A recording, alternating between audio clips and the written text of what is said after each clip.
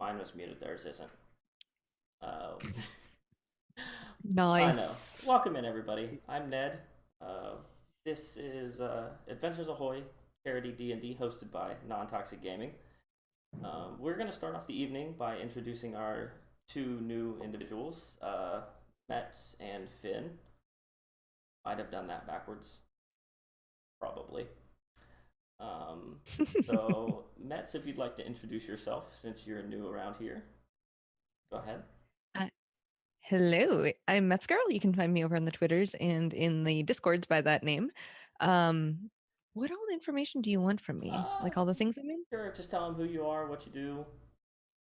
I have a couple of podcasts. I'm in Beholder's Eye, 5th edition actual play podcast. I play a wood elf monk over there, and then I also have a stream in which I play a druid half elf over on Welcome Party RPG, which Bardic is also from.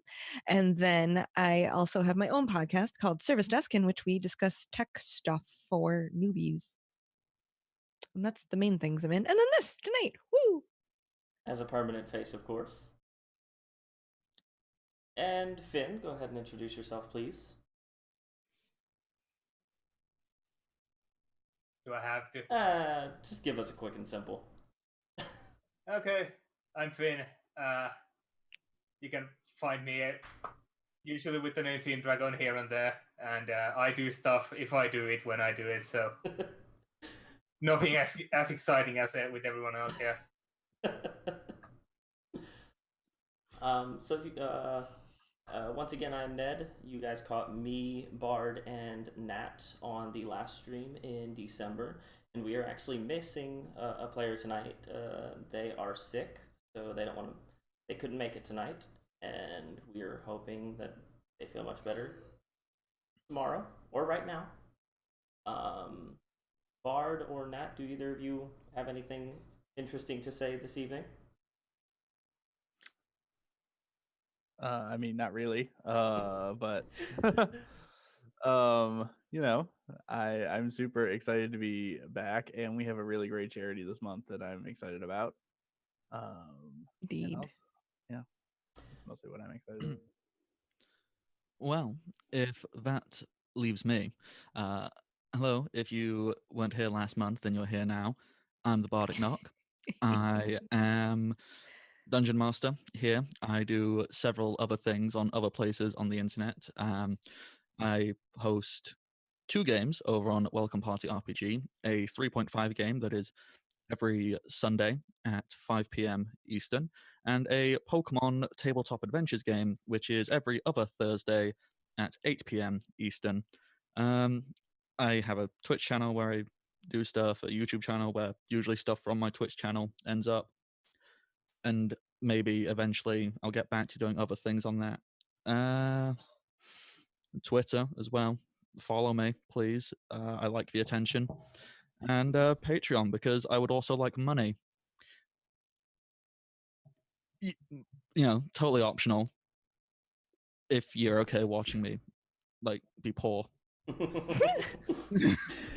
Bard, you should consider doing some ASMR for your Patreon, because I'm pretty sure I would. Oh, please. So I've never done. I've never actually even watched an ASMR. So from what I understand, you go really quiet. Sexually. Is that the gist of it? Yeah, could you just Basically. be like that tonight? Because I'm on board. All right.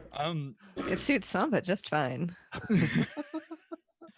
All right. Before I give the recap on last session, Ned, do you have information to tell us about this month's charity? I have a little bit.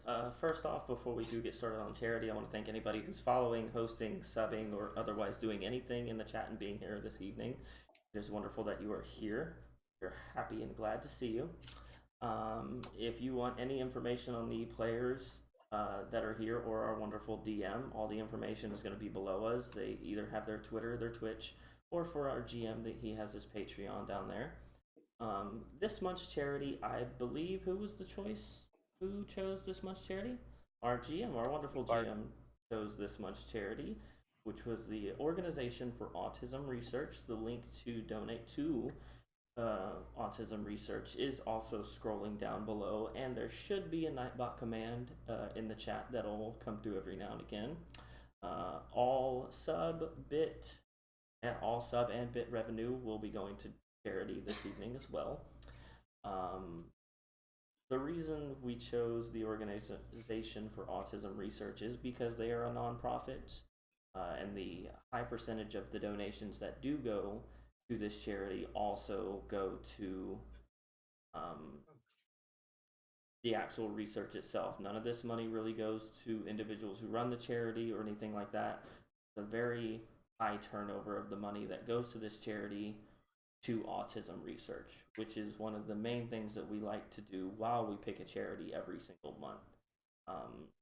So know that if you do donate this evening or sub or give any bits to the stream, that you'll see a vast majority of that money going to autism research, which is an awesome thing. I do believe one of the individuals that's playing tonight, I won't name unless they want to, has autism, and he very much is happy with the choice for the evening as well.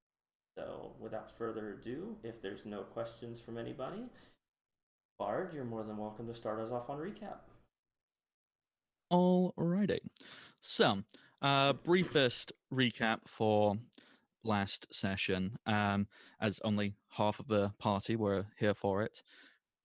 After boarding a Navy vessel in the hopes to partake in a small, essentially cruise, traveling around a few select small islands in order to, trade, travel, etc., etc.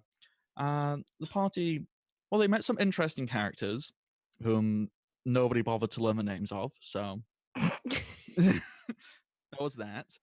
And they did learn the name of one fellow, the ship's cook, Pappy.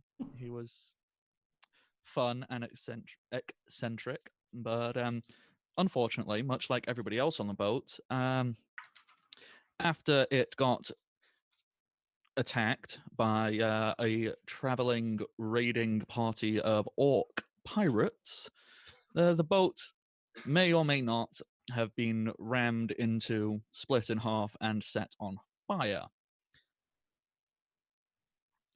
thus leaving our, let's call them heroes, of Nortal the Tortle, Kirk Tanner the Tiefling, and Hydra, who is sadly not with us today, getting a rather close getaway in some ways, where they were kicked off the boat in what is essentially little more than somewhere between a small rowing boat and a dinghy.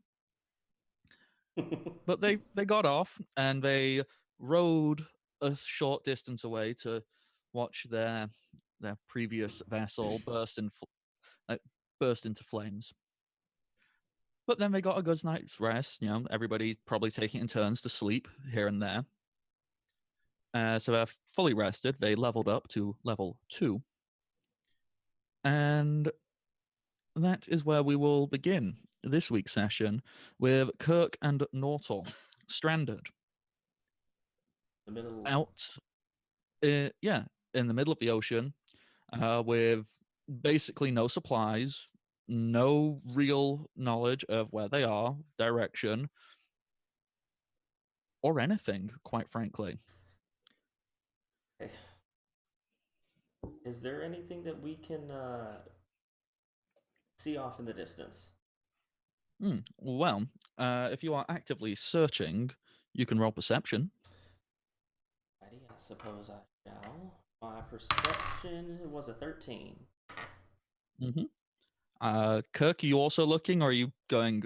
I'm pretty sure I'd just wouldn't be paying attention to much anything except for myself. Yeah, that's absolutely fine. Okay, with a 13, Nortal, you're fairly certain you can see what appears to be a smallish landmass. It's relatively close, and at the very least, it'd be somewhere to stretch your legs and get out of this boat for a short amount of time. What's the general direction?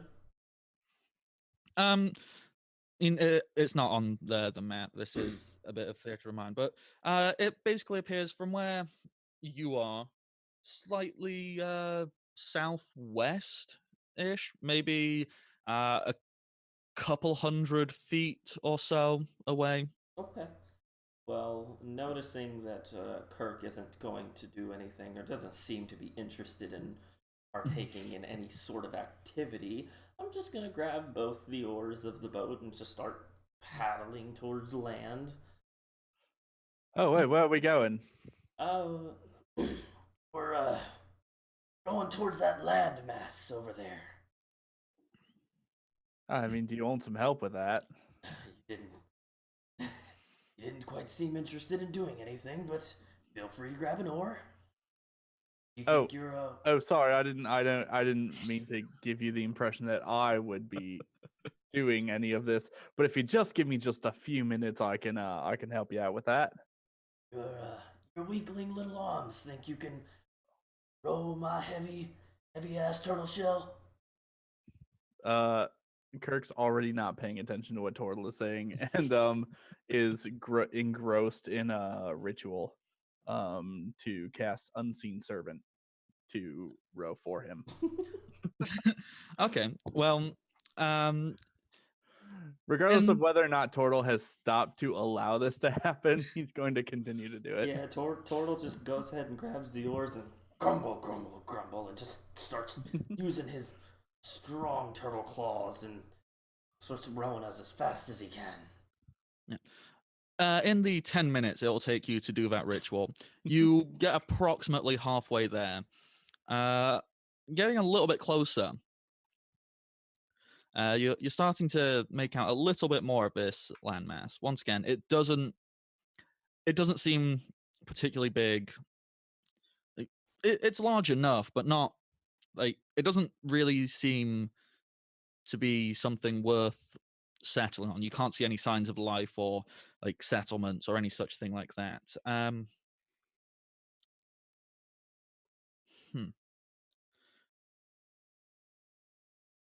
If either of you are curious about getting a much better look at it, either investigation and perception. I'm just smashing the two words together there.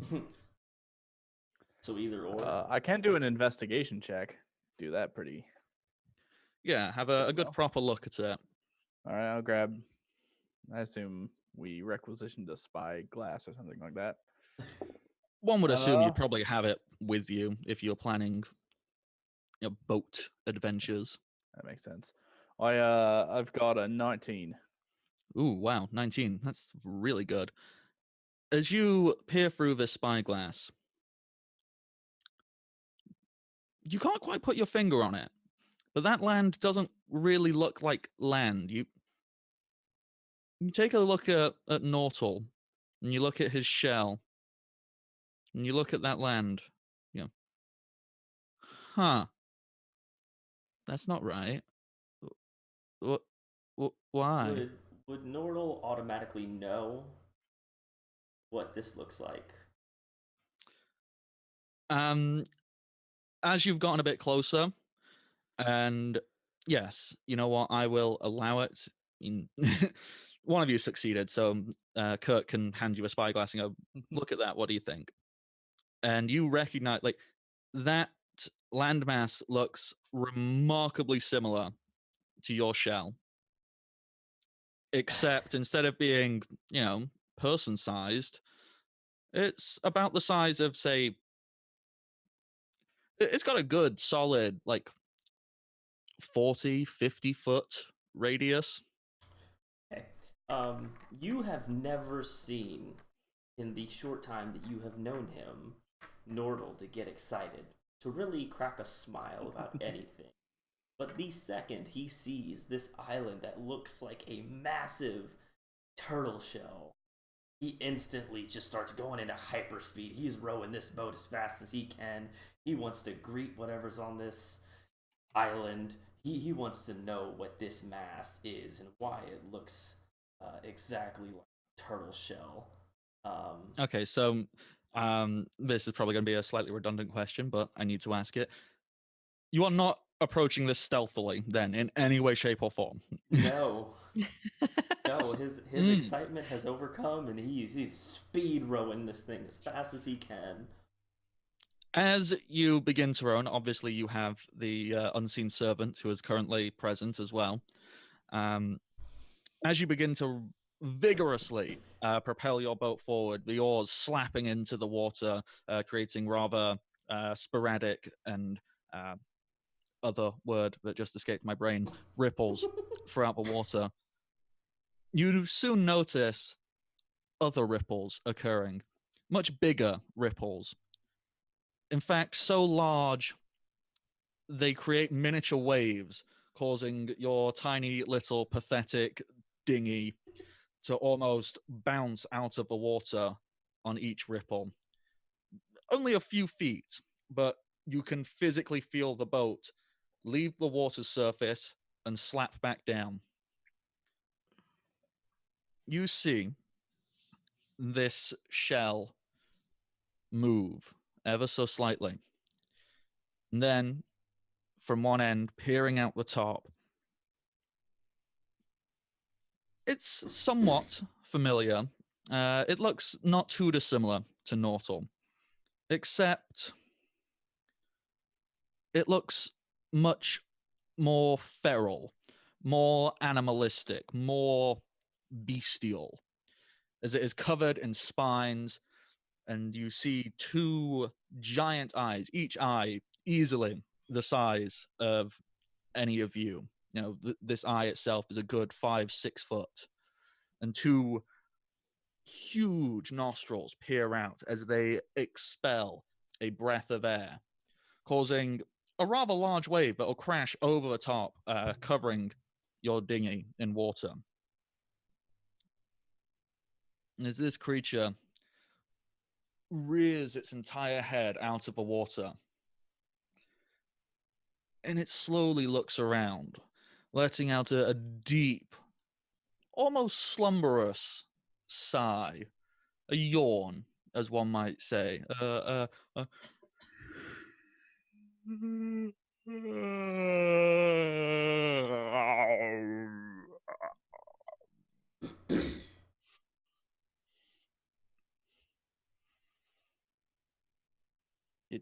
You didn't tell me we'd be meeting your grandparents. Nordal is just standing there with excitement, looking at the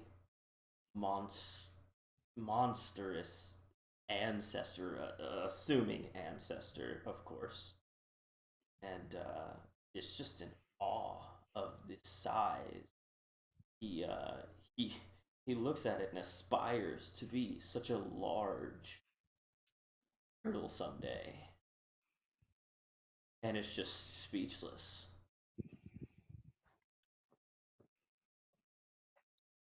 I mean, are you gonna say anything? Like, hey, Granny, how you doing? Like, He just Are he just you actually shouting that at the? yeah. he just kind of looks over at Kirk and is like, I think I found my dad. Oh, This Sir Oh, sorry, Turtle.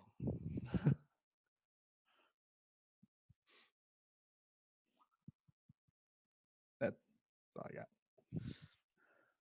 this lumbering giant slowly turns its head and clocks eyes on you and sees this teeny tiny pathetic boat, and it blinks once slowly and then a second time as this long, thick, pulsating purple tongue slips out of its mouth once in a slow, methodical, as it slowly like smacks its mouth as if trying to get away the morning breath before glancing, and you see this tongue slowly cover this creature's lips and you're fairly certain you can see the edges of its mouth form into a slightly upturned smile.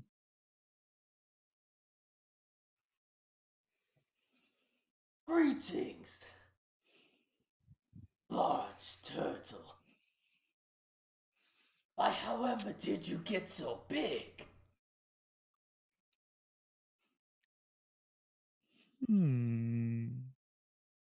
Breakfast Uh, that speaks. I don't know how a turtle shrugs, but it shrugs.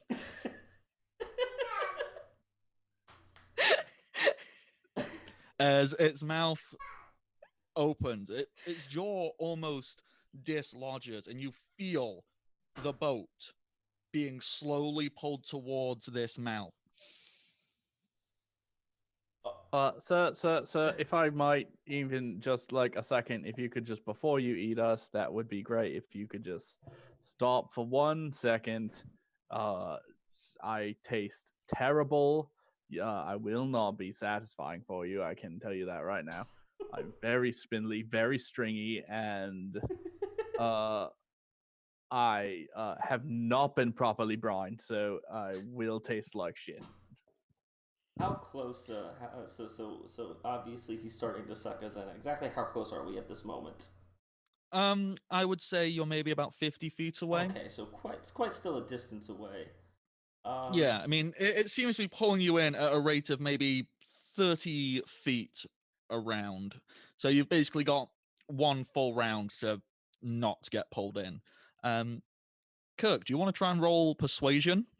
I can certainly try. Don't eat me. Oh yeah, that's a 5.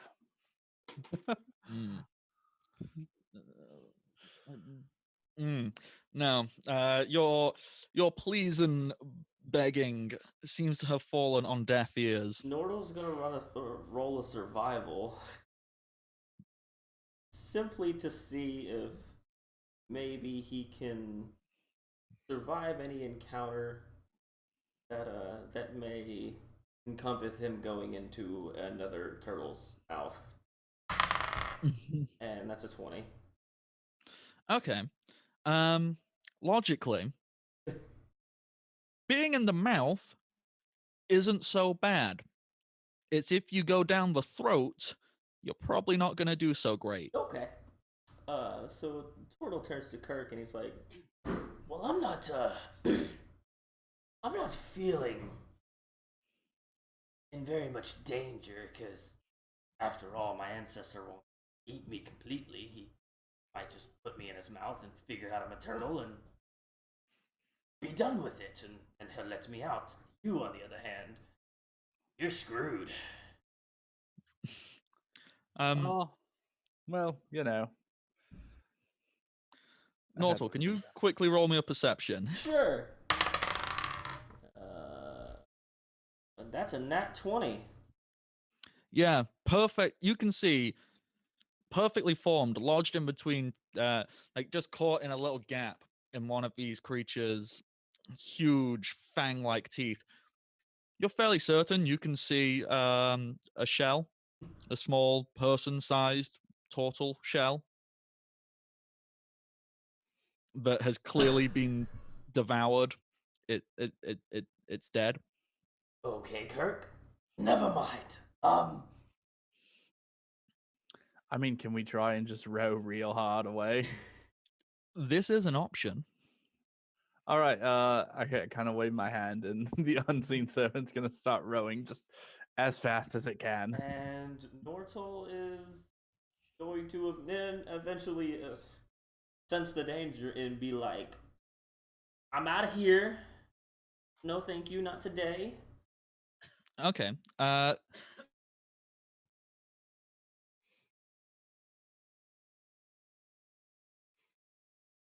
And he froze.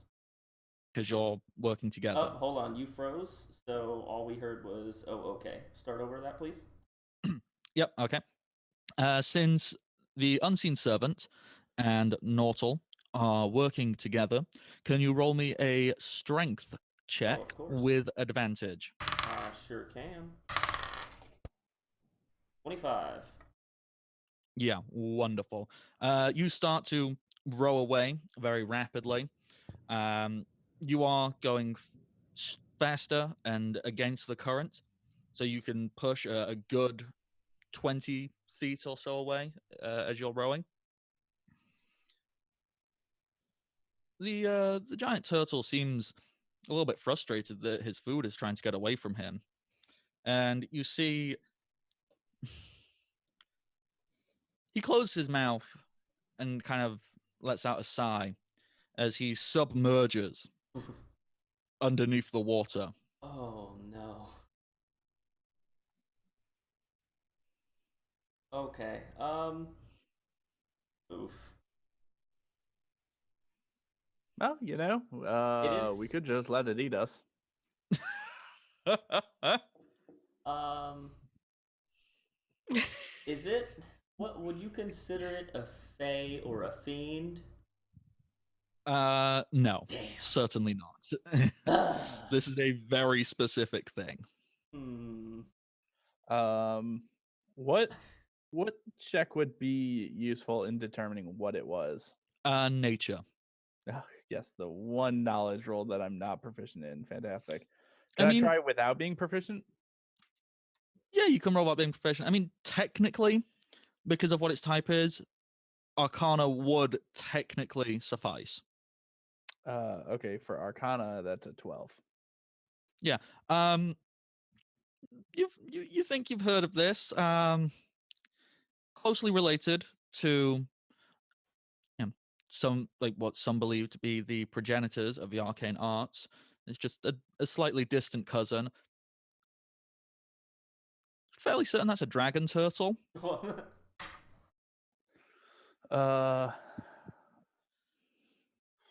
Yeah, we should go. We should probably go. We should probably get out of here. Can I roll a survival to see if I can follow his tracks exactly where he's swimming? Yes, you can. 11. Yeah, this creature, it's literally just woken up. It's being quite sloppy. It doesn't think that you are capable of escaping it. So it's not exactly being subtle. This thing is also gargantuan.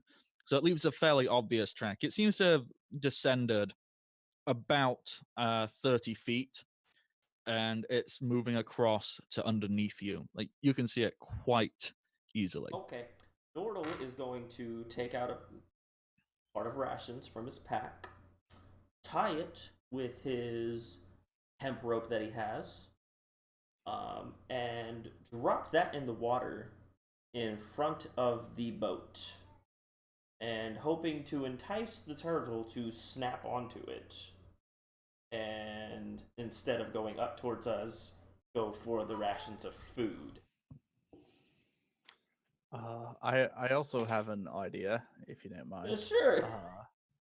I take Sebastian, who if you're just joining us this week, is my snake familiar.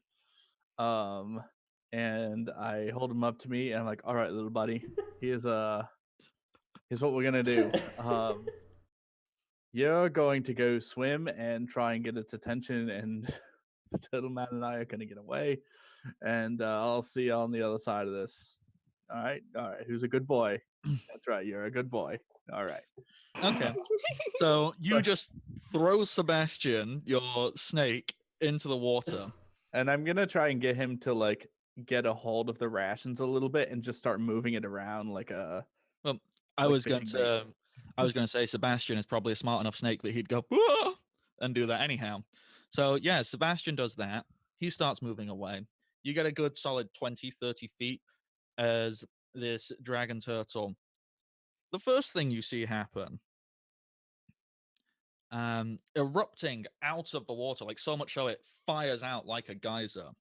You see this blast of steam that erupts a good, like, considering where this creature was in the water as well, it erupts a good solid 40 foot or so, knocking your boat backwards or forwards, whichever way you were facing. I don't remember. It knocks it in a direction. as this blast of steam fires out, immediately followed by this gargantuan head snapping shut onto Sebastian and this set of rations, followed by a somewhat satisfied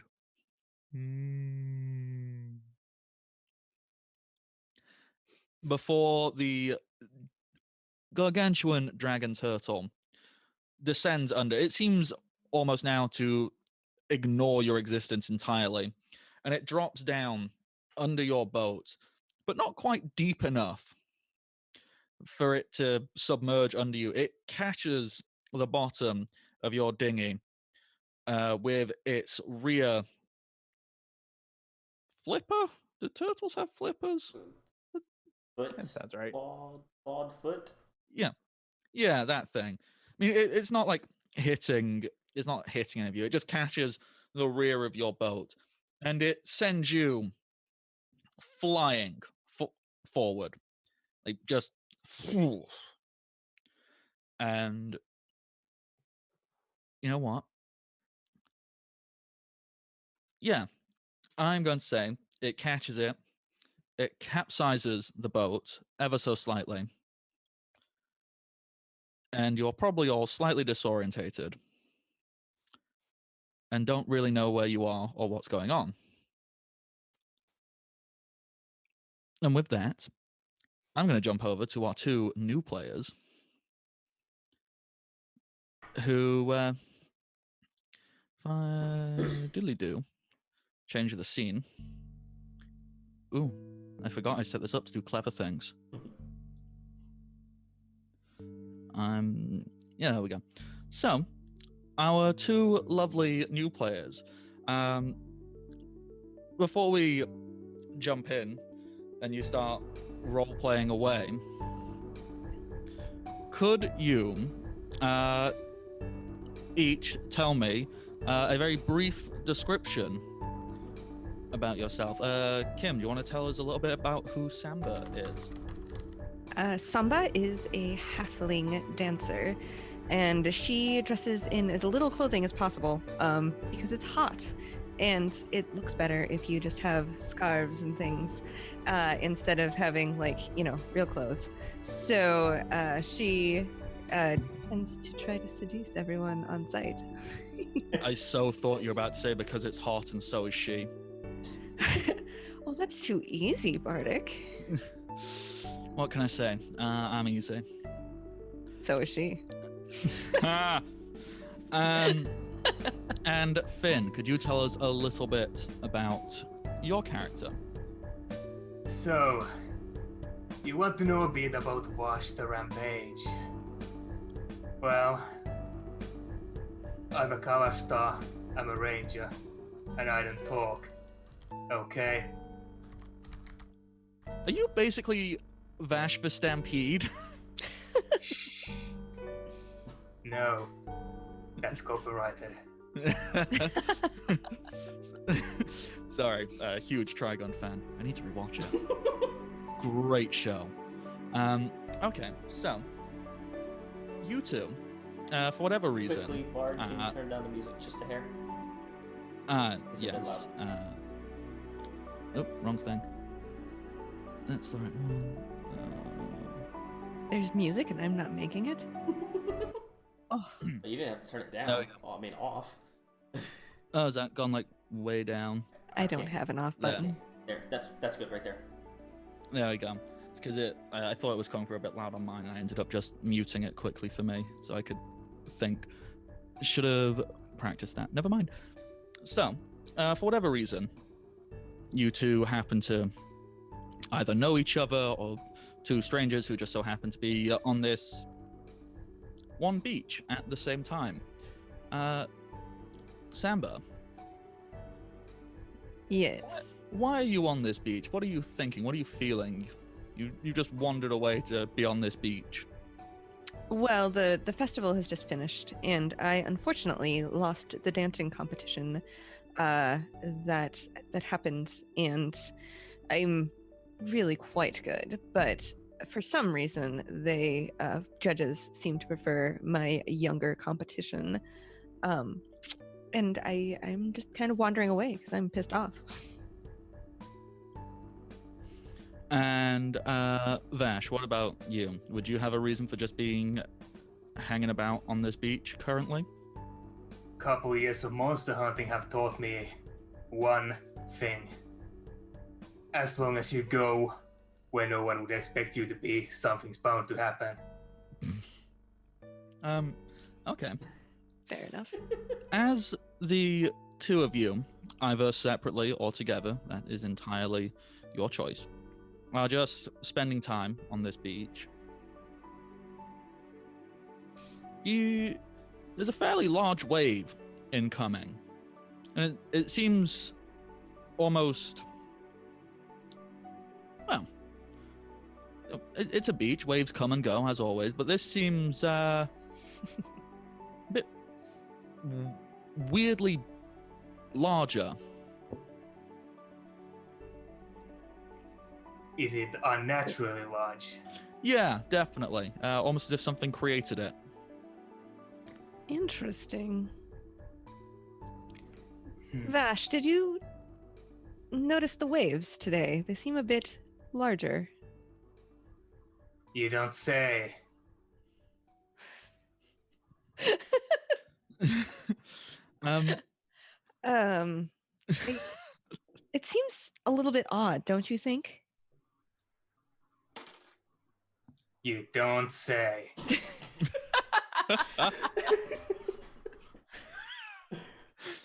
Love this chemistry. Can I perceive anything within the waves? Yeah, roll a perception, please.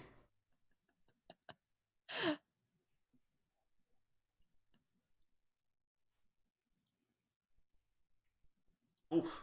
Well, Nat 20. All right, yeah. You see a small wooden boat that seems to be over the top. It seems capsized, and you're fairly certain you catch a glimpse of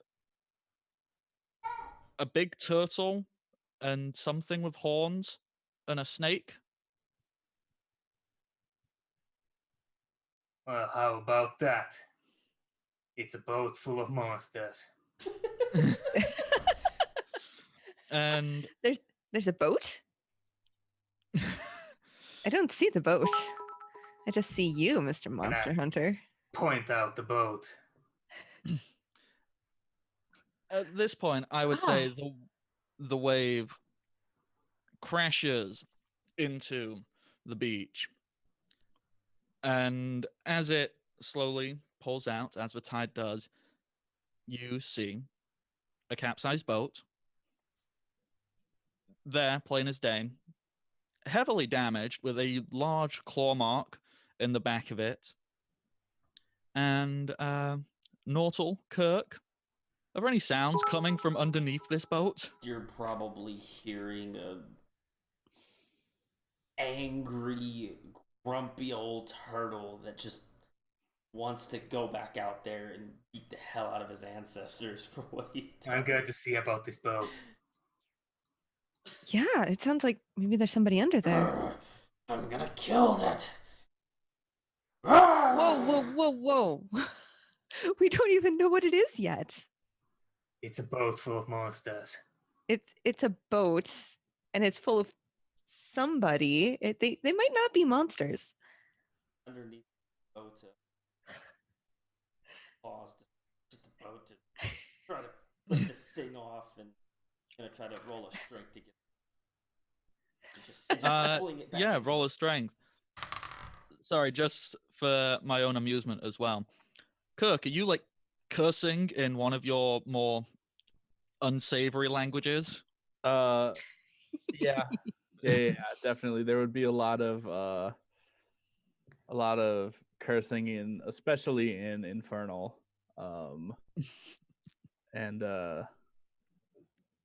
most of it would be about how next time the turtle's not going to be the one who is deciding what course we take. So, Vash, as you approach this boat, you can hear scratching, and infernal tongues. So, how does infernal sound?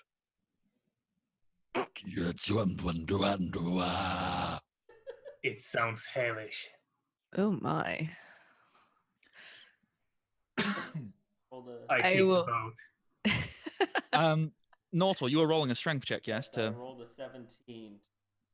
Launch the boat as far. So, as you go to kick the boat, Vash, the boat flies up. What's your AC? It's 16. As it flies up, an oar smacks you in the face Oof. for only 1 damage. You're fine. As this boat is flung backwards, and you can see a big turtle man, a little devil boy, and a snake person who is curled up asleep. Oh. I told you, a boat full of monsters. Well, they're not necessarily monsters. We haven't talked to them yet. Hello, welcome to our island. I'm assuming he goes up Kirk to the would be boat. stomping onto the beach, trying to wring out his robes the best he can. And he'll just be like, yeah, hi, where are we? If you don't mind. I forgot the name. Do we have a name for our island? The name is Tupa. Tupa. Yes, you've landed on Tupa. You've just come in time for the festival. If you'd like to take you to town, I can certainly show you a good time. As long as that time is being dry, then yeah, sure, whatever. Well, I will certainly be wet, but we can go and try to dry you off. And All right, that's kind of a weird thing to say, but all right. while, Don't worry, you won't get used to it. while all of this is going on, you can just see Nordle just as angry as ever. He's never met a turtle that is just so blatantly rude to another turtle. He has his great axe out, and he's just swinging it at the air, saying, "Come back here!" You know. Sorry. In my mind, I like to imagine Northwood going, right, and just walking back into the ocean. I wouldn't say he'll go back too far into the ocean, but he's just definitely hoping that to entice a dragon turtle back at him. What is his problem? What just happened to you guys? He like met his grandpa or something, and his grandpa tried to eat us, and then capsized a boat. So yeah, it was great. It was wonderful. Do turtle grandpas usually try to eat their offspring? It's not unlikely for a monster to eat a young monster. What? Yeah, I mean, I don't have any information that suggests that they don't normally do that, so I have to kind of assume. Fascinating. Oh, by the way, the snake one over there, that's Hydra. They're kind of sleeping. Okay. I'm Samba, by the way. What was your name? Right, the name's Kirk Tanner. Nice to meet you. Kirk. Anyway, you said something about dry clothes or something. Absolutely. If you'd like to follow me back to the village, I can slip you into something much more comfortable. All right, again, weird thing to say, but yeah, that sounds like yeah, we can go to the inn. Sorry, I'm just loving how like every response of Kirk's is weird flex, but okay. As Samba begins to lead you on, get it? I'm funny. Got it. Freaking hilarious, guys. As you begin to depart from this lovely, lovely beach, you hear a strange sound coming from the nearby trees, foliage, jungle. It's not a very pleasant sound. In fact, it's quite grating on the ears, immensely so. It's to refer to it as nails on a chalkboard is undermining. Can I assume with my passive perception of 15 that it'll draw my attention? Oh yeah, definitely. Like this, you'd have to have a passive perception of like 2 to not notice this. It's loud, it's obnoxious, it's just the worst. And it sounds kind of like Would one be able to utilize professionalism of survival and to figure out what it is? yeah. Let's see. Also, with my history, could I tell 23. who it might be? Okay, so a 23. You can roll history to see if you've ever heard anything like this before. 4. No, you'd remember if you'd heard anything like this. I got a 21 with history, if that. 21. Yes. This surely has to be like some demonic, evil creature from the depths of the 9 hells, clawing its way into existence. It's just disgusting. Like no Awesome. natural creature should sound like that. Is this something I know just from being on the island? Or is this new to me too? No, Samba, you know this. It's the worst. Like the actual 100% worst. As running out of the foliage with its little arms lofted above his head, this halfling who is wearing loose-fitting black cloth linen type cloaks with, well, his hood has blown down. He appeared, I already said halfling, didn't I?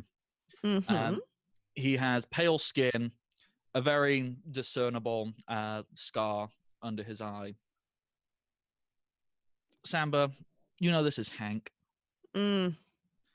As he is running out, not too far behind him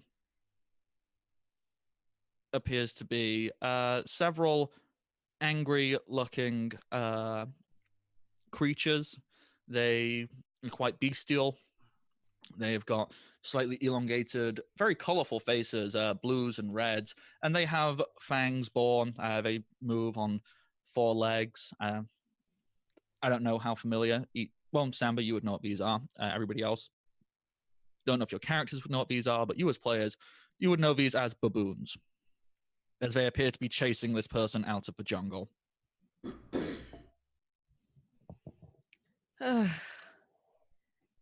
Hank, what did you do this time?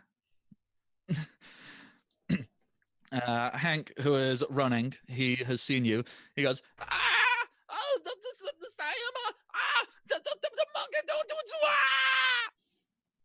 Nordal. You're making less sense than normal. Horrible, hellish beast. Nordal just kind of moseys on over, really uninterested at the screams of the unintelligent being there.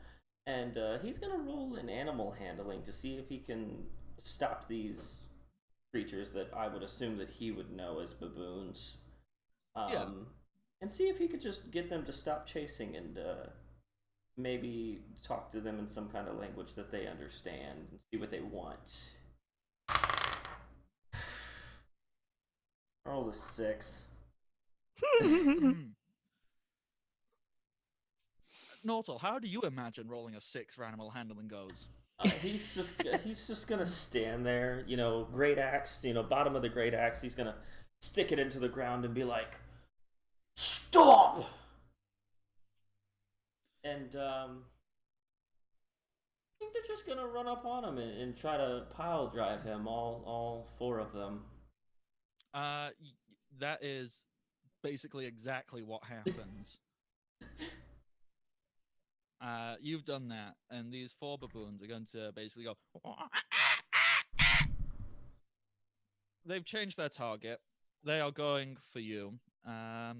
What's your armor class? 18, 17. Miss. Wow, I didn't roll above a 10. I like it. Yeah. So as these 4 baboons kind of rush up, and then they pull out these claws and just start swiping at you. They can't. It's either they just can't miss you, they can't hit you because you're just going dodge, or they're just hitting your thick hide and just go dunk. Nope, not working. I'm gonna turn to Samba and say, are they usually that aggressive? No, but Hank has a tendency to make things upset. That has to be the Very. dumbest thing I have seen today. Nortel, very unpleased with the baboons, is going to attempt to literally just grab one by the neck with a grapple check, and Yeah, go right ahead. 18. Oh yeah, you just going for the scruff of the neck or like actual head. I'm just the throat area. He's got claws on it. He's that creature is not moving. Yeah, you get a firm grip on this creature. Do you lift it up off the ground? I'm just gonna hold it still, and then my next action was going to simply to do another animal handling, preferably maybe on an advantage, since I have the creature in the neck to handle the other creatures as well. That they understand that I can handle them any way I wish.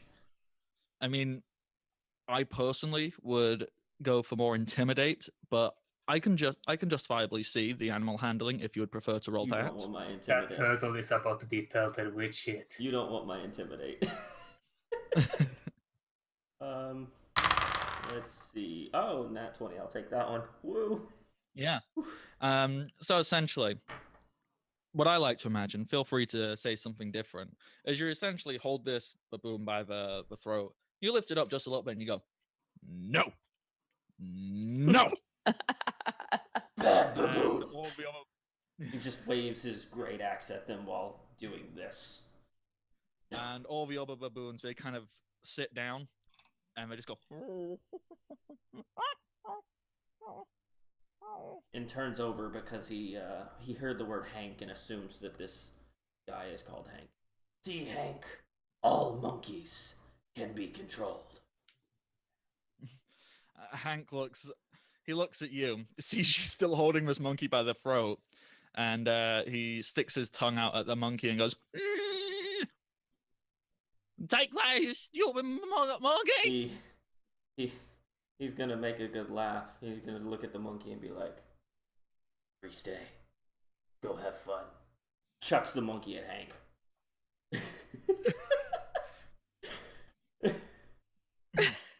Okay. So you throw the monkey at Hank.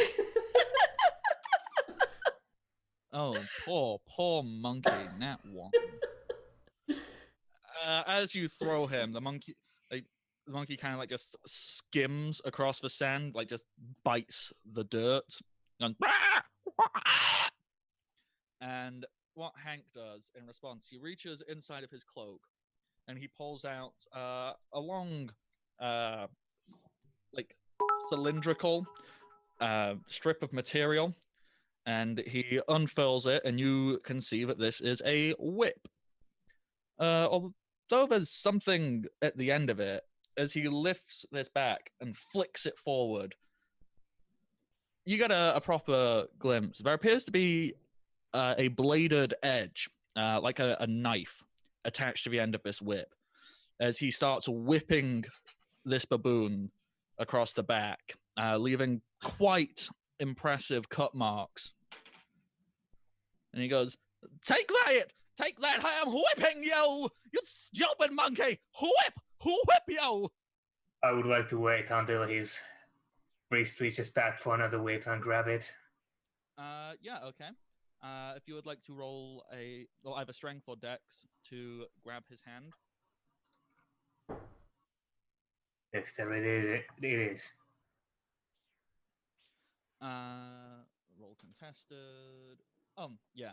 You just grab his hand and it goes limp in yours because he can feel a bigger, stronger person touching him. He goes, oh no. And I lean close to his ear. That's how you get killed, little one. Oh no. and release the wrist. As you let go of him, he goes, and before he starts to walk away, he looks over his shoulder once, and then he pulls the whip down to just hold on to the bladed edge, and he cuts this baboon across the face, leaving a fairly obvious mark before Hank tries to run away. Going, ha ha ha ha! No one can catch me! I'm Hank! Hi! And as I see the monkey get ripped across the face, I look at the other monkeys that I'm currently controlling and say something to the fact of,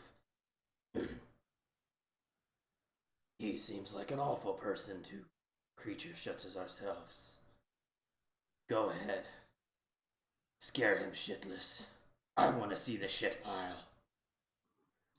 Okay. Also, before Hank gets too far away, too, I'm gonna cast a spell on him. What are you casting? Infestation. Ooh. So he needs to make a con saving throw. No. 12 isn't going to make that, is it? No, it's not. No. So only takes 3 poison damage, but now he's got a whole swarm of fleas on him. Yeah. You see this, and you see his fleas jumping, and you see Hank kind of like hopping and jumping on the spot and like trying to scratch himself as he disappears back into the jungle before the 4 baboons chase back after him. Oh, I like you. Well, maybe he shouldn't have messed with the baboon so much. You screw with the baboons, you're gonna get fleas. It's very true. That's a nasty infestation. It's a good thing you don't have any infestations, right, Samba? Oh, I certainly do not.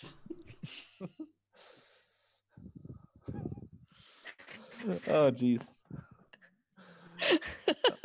With that attitude and personality, I would check twice. Anyway, My crabs are only on my plate. Quick question: Who? So clearly he's a rather unpleasant gentleman, but what is this Hank's deal? Does he normally go around just messing with everyone he meets? Basically, he's not been right in the head since birth. Basically, he's kind of been friends around town, but he is a pain to deal with, and the fact that he is still alive and hasn't gotten killed by baboons yet is a little bit surprising, to be perfectly honest. This is a daily occurrence. You think he'd learn at some point? You would think, but no. Yeah, oh well. No skin off my back. I normally just let him run by when he comes through. Nordal turns when he hears off Kirk's back. That's because if anybody tries to take skin off your back, you run like a little wimp. Oh, really?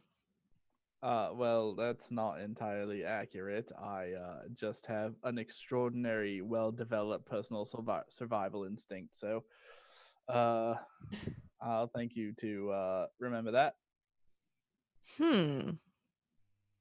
So you can't take the heat. Oh, I can take the heat. Are you sure about that? I didn't see you being the one taking those suicidal flasks to the face. That doesn't make me not brave. That makes me not stupid. That just means you can't take the heat. Fire literally does not impact me as strongly as you. I have an infernal bloodline, my friend. Infernal? I don't think I've met anybody with an infernal bloodline before. Oh, well, yeah. We're not super common, but definitely a fun time. I see. Not like those angels. Anyway, I am soaking wet. I'm getting there. Let's take you back to the village, shall we? as we're walking, Kirk's gonna say under his breath, again, really weird thing to say. Okay. So, what you should now be seeing is there should be a lovely island map, and depending on where Samba is leading you, she can either lead you to the port, the bay, or she can lead you back to her village. I mean, my village also has a port in it, but you know.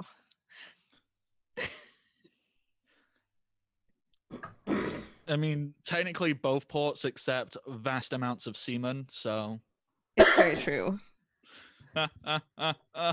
I'm deeply ashamed of myself.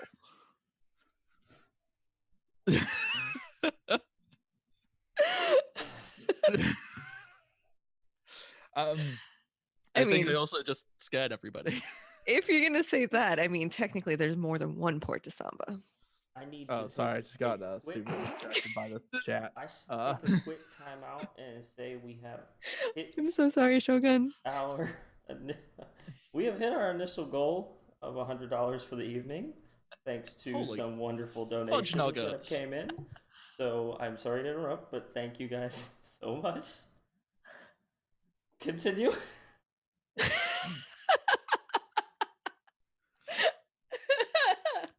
Yeah, so Best timing. yeah, once again, just to emphasize, thank you so much, everybody, for donating them dollar bills. So Samba, are you leading them straight to your village? These lost travelers, they wouldn't care to visit a built-up colonial port town. Nah, let's take them to the tribal Hawaiian village, a tribal halfling Hawaiian-esque village. Like, that's where lost travelers need to go, right? Fine, I'll take them to the port town. Oh no, I'm not even being sarcastic. Like, Oh. I suppose to dress somebody. How big is Kirk? He's better than average. I mean, yes, but he's about like about 5'9", 5'10", but he's quite skinny. Okay. So I'm thinking halfling clothes probably are not going to fit this poor soggy man. So Or they'll fit him amazingly because they'll be skimpy. You know, he'd essentially get a little crop top, hot pants. it's very true.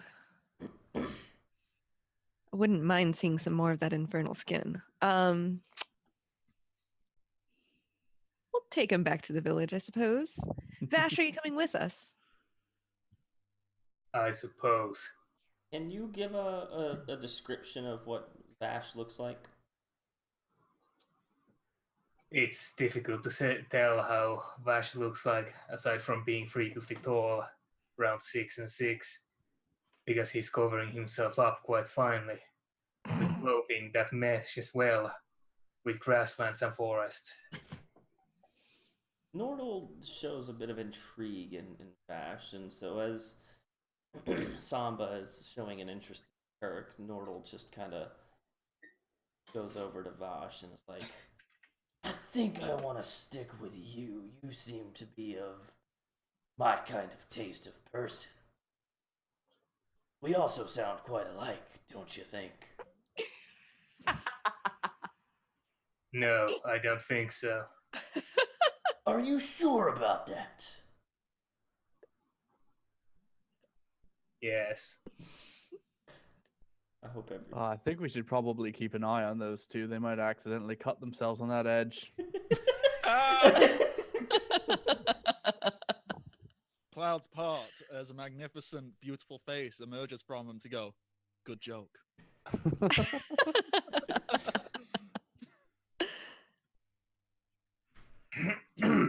Okay.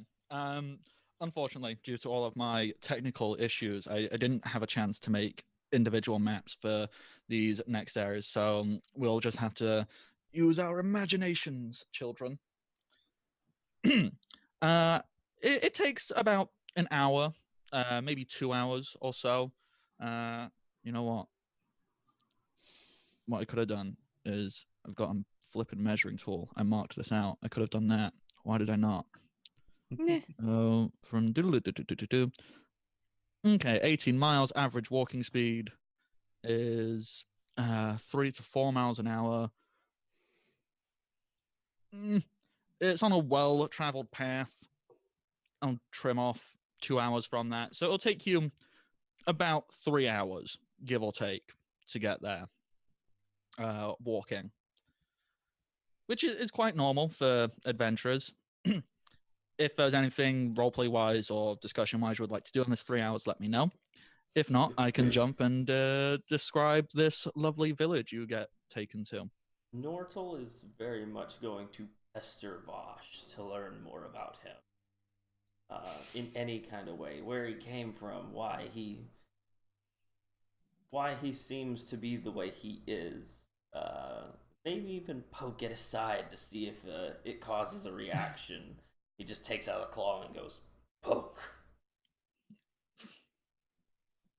The poke is met with a scale mail, covering him under the cloak.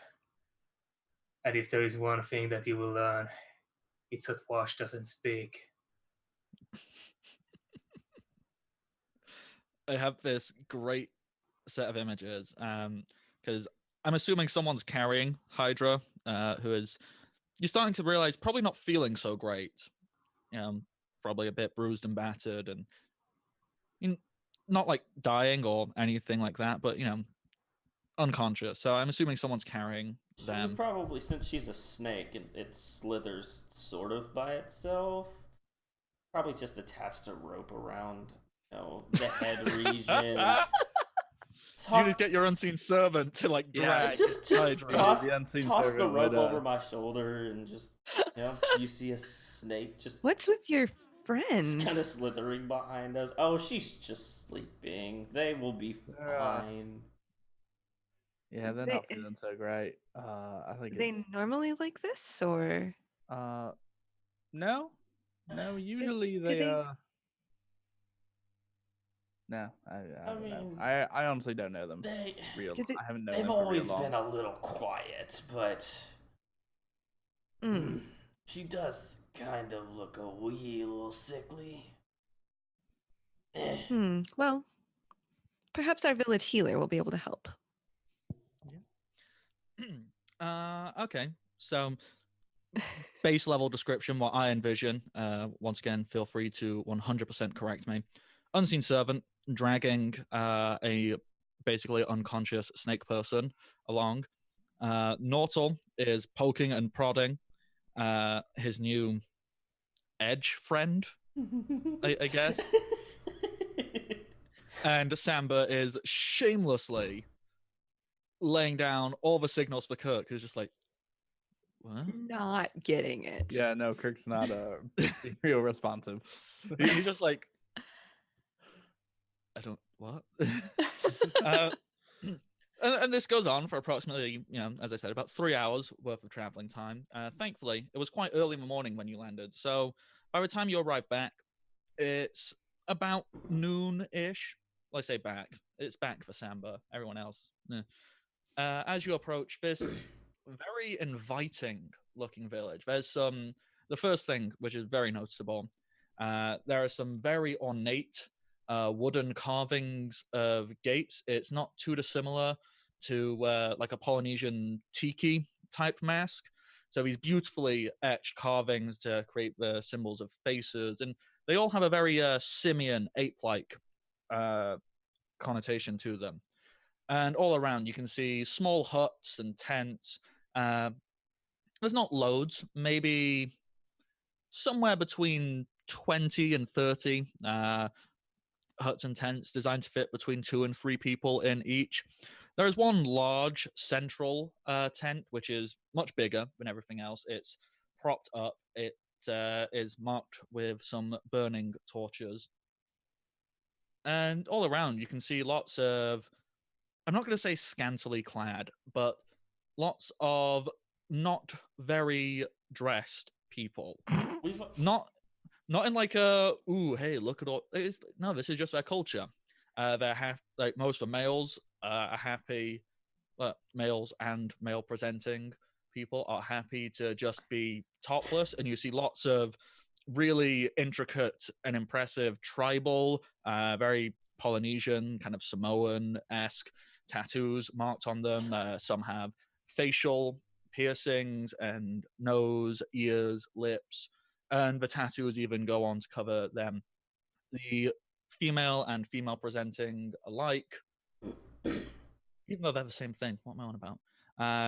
They're happy to wear very loose flowing skirts, not loose like Samba, loose like so funny. See, if I keep pointing out I'm funny, then it's okay. Even better. Yeah, Absolutely. people don't have to realize how bad my joke was because I just said I'm funny, so I didn't really have time to process. I was gonna say we've already got scantily clad. What else are we getting? Yeah. Well, it's not even like it's a sexual or a vanity thing. This is just comfort. This is quite standard for them. You can see a fair few, like off in one particular area, there is a gathering of female presenting halflings who all appear to be dressed somewhat similarly to Samba. They look as if they've got a more formal attire on, at least for their culture, so like a grass-laden skirt, and they appear to be fitting headdresses and things of that nature. One of them seems to look and dart a smug glare over towards Samba before whispering something to all of her friends, and they all kind of chuckle and go tee hee hee hee hee. Samba, where are you leading these people to begin with? Well, I would imagine we would have some form of a place to get some more clothing for them, yes? Yeah, the large central place, it's a big communal place. It's where meals are had, it's where events are held. It's a very communal environment. Even if there are separate families here and there, on the whole, everybody who is here is family, and everybody is treated as such. Okie doke. So I'm going to just take them to wherever the communal dressing place would be, I guess. Yeah. Now, I'm going to say it's the large central area. The big fancy looking tent with marked with torches, and it just looks very impressive. Nortal and Kirk. The first thing you see upon walking in there is a mildly familiar sight. The things that attacked your boat? Well, not your boat, the boat you were on. The orcs? Yeah, the big swine-featured creatures. Yes. There appears to be one of them, in a state of half-dress, so top off. The best way I can describe this is the ultimate dad bod.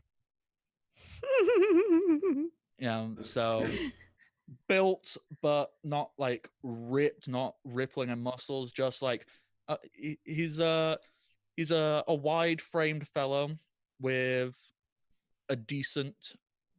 He looks like he keeps well enough in shape, but is also more than happy to chow down on beer and pizza and be like, "Yo, what's up?" Why are you He's describing me now? Come on. not. I'm feeling attacked. No, like he looks super cool. Once again, similar to everybody else in this community, he appears to have several tribal-esque tattoos and markings. His skin tone is usually orcs tend to have a greenish tone to their skin. This orc has a light brownish tone. The easiest way I can describe it is very similar to a Polynesian, so very Hawaiian. Okay. Has like long flowing hair going off his back. He also has He also has the ability to freeze the DM. Right? Then Hey, okay, you froze after he said he also has. yeah, So we sorry. just filled it in for you. Hope you don't mind.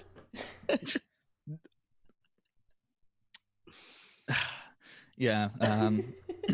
So what he also has is in his lower lip is 2 piercings, except not really piercings. They're more like holes in his lip that allow his lower tusks to jut out through his lip. It's really cool. And as you walk in, he sees the travelers and he stands up off of this. I don't want to call it a throne, but it's basically a throne. It's wooden, it's crafted, it's got some torches on it. And he goes, I forgot the voice I was going to do for this guy. Deeper, deeper. There we go. Oh, welcome! How do you... Samba, you brought us some friends. Yeah, Big Daddy. I found him down on the beach earlier today.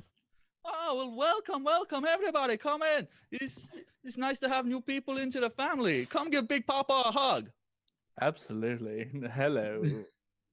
Chief, is it? Hello, wonderful to meet you. The name's Kirkdana.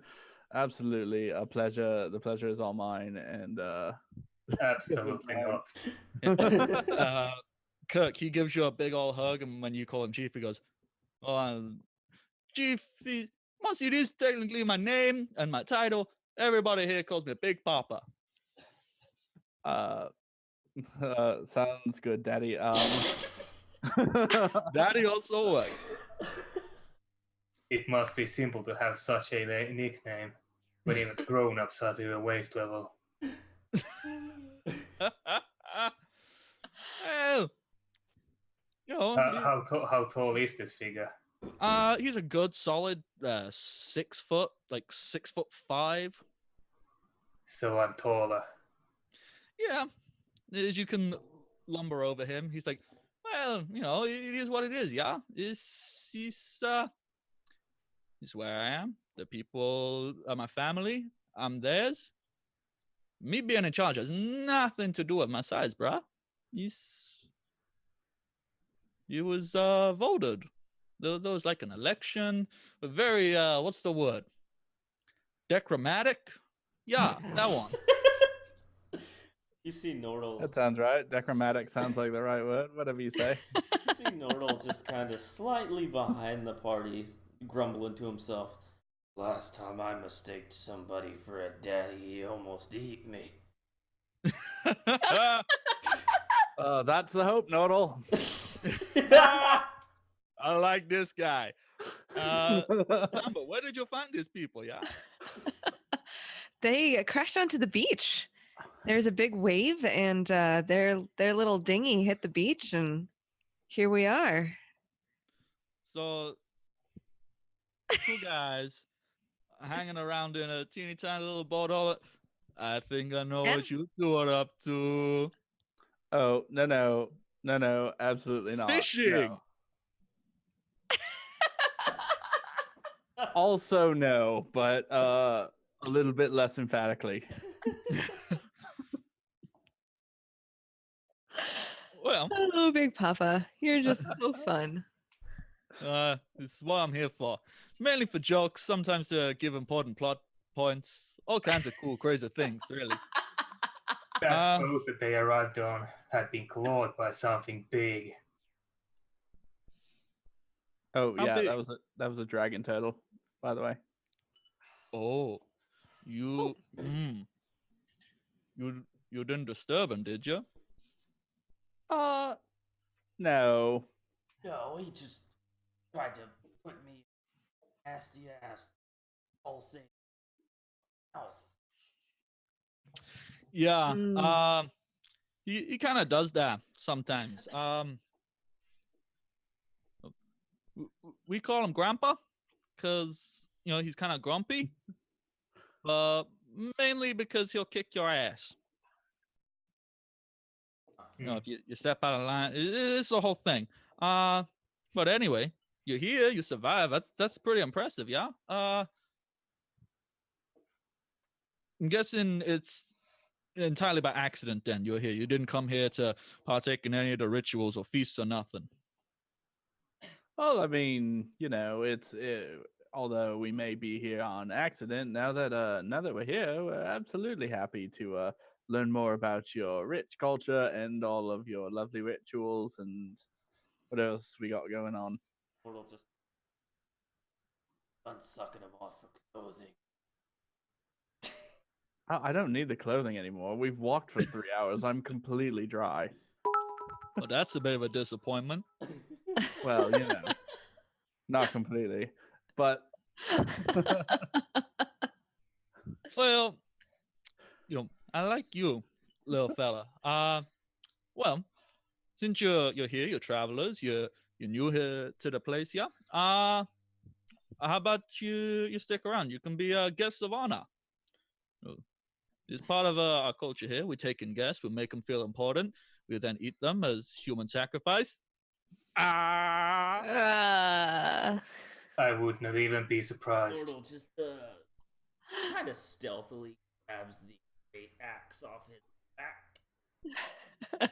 I've already I'm been. not paying enough attention. He's- calm I yourself put down. a hand on Nordal. Nordal. I've already been. Hey, anybody into mouth, I will chop off their tongue. He did say human sacrifices. Are you a human, Tortoise? Yoink, turtle. No, brother, it was That's- jokes, man. Come on. Yeah, I mean, did you hear his monologue? He's here for jokes and plot points. Don't take very kindly. That dragon turtle's tongue will, and I will wear it on my back when I take Again, weird thing to say. it. It's a little drastic, don't you think? Just don't go near him again. You're fine. It's certainly a thing to say, yeah. Well, how about I let Samba show you where you can get hold of some stuff. You can get some food, get some bits and pieces, all kinds of cool, crazy things. I've got to go and I've got to set up a few extra things around here for the ceremony. But after that, yeah, it's so cool. All relax, brothers. So make yourselves at home. My home is in the wilds. You wouldn't like it if I brought it here. Well, nah. You don't make yourself a home. You make yourself a comfortable guest. You don't say. Nordal just. Nordal. I have the most loquacious of friends, it seems. Nordal just looks over at Vosh. Take me into.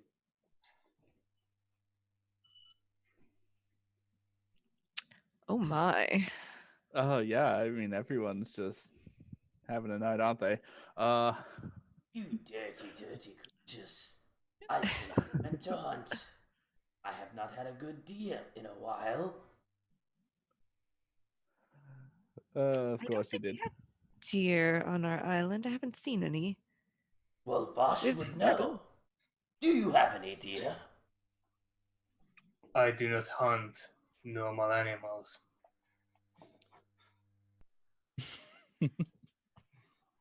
What do you hunt then? Monsters. I'm fairly certain you called me a monster earlier. Reaches for axe again. Stop Whoa, whoa, doing whoa, whoa, whoa. that. I calmed him down from attacking you guys. You're okay, right, Bash? Yes. Thank you. Let's not kill our friends, okay? And I don't have Oh. friends. Let's not kill the people we just rescued from a boat on the beach. Okay? And Nordal, if you could calm yourself down too, that would be fantastic. If you do something to get yourself killed, I don't know you. I've never met you, and gosh, how did I even get here? If you catch my drift. You drifted after being smacked by a dragon turtle. I caught your drift. All right. Well, aren't you just a charmer? Well, he did take a paddle to the face. Oh, that's true. We should probably get that looked at. I'm looking at it. It seems fine to me. Oh, speaking of getting things looked at, we should probably have Hydra looked at. They are not looking good. Big Papa, he'll have a look. You know, yeah. The local guy, what's he called?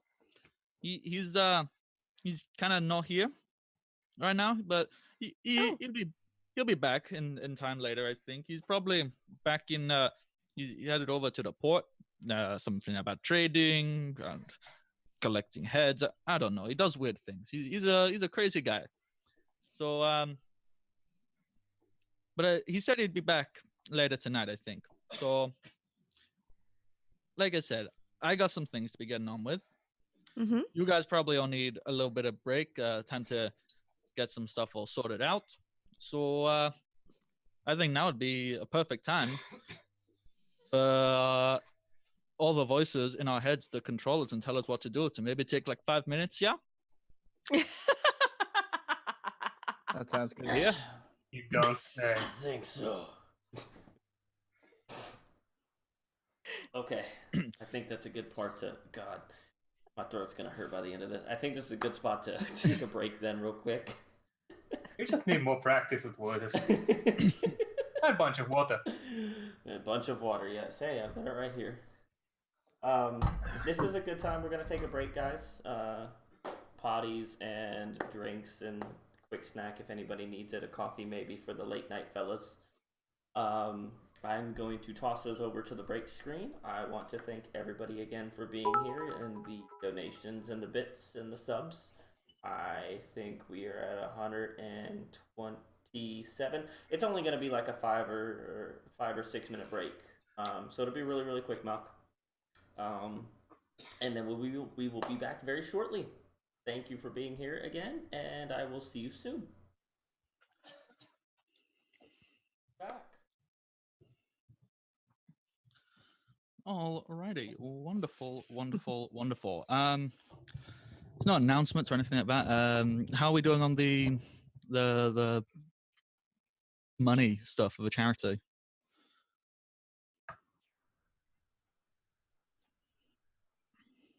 You beat the goal of 100.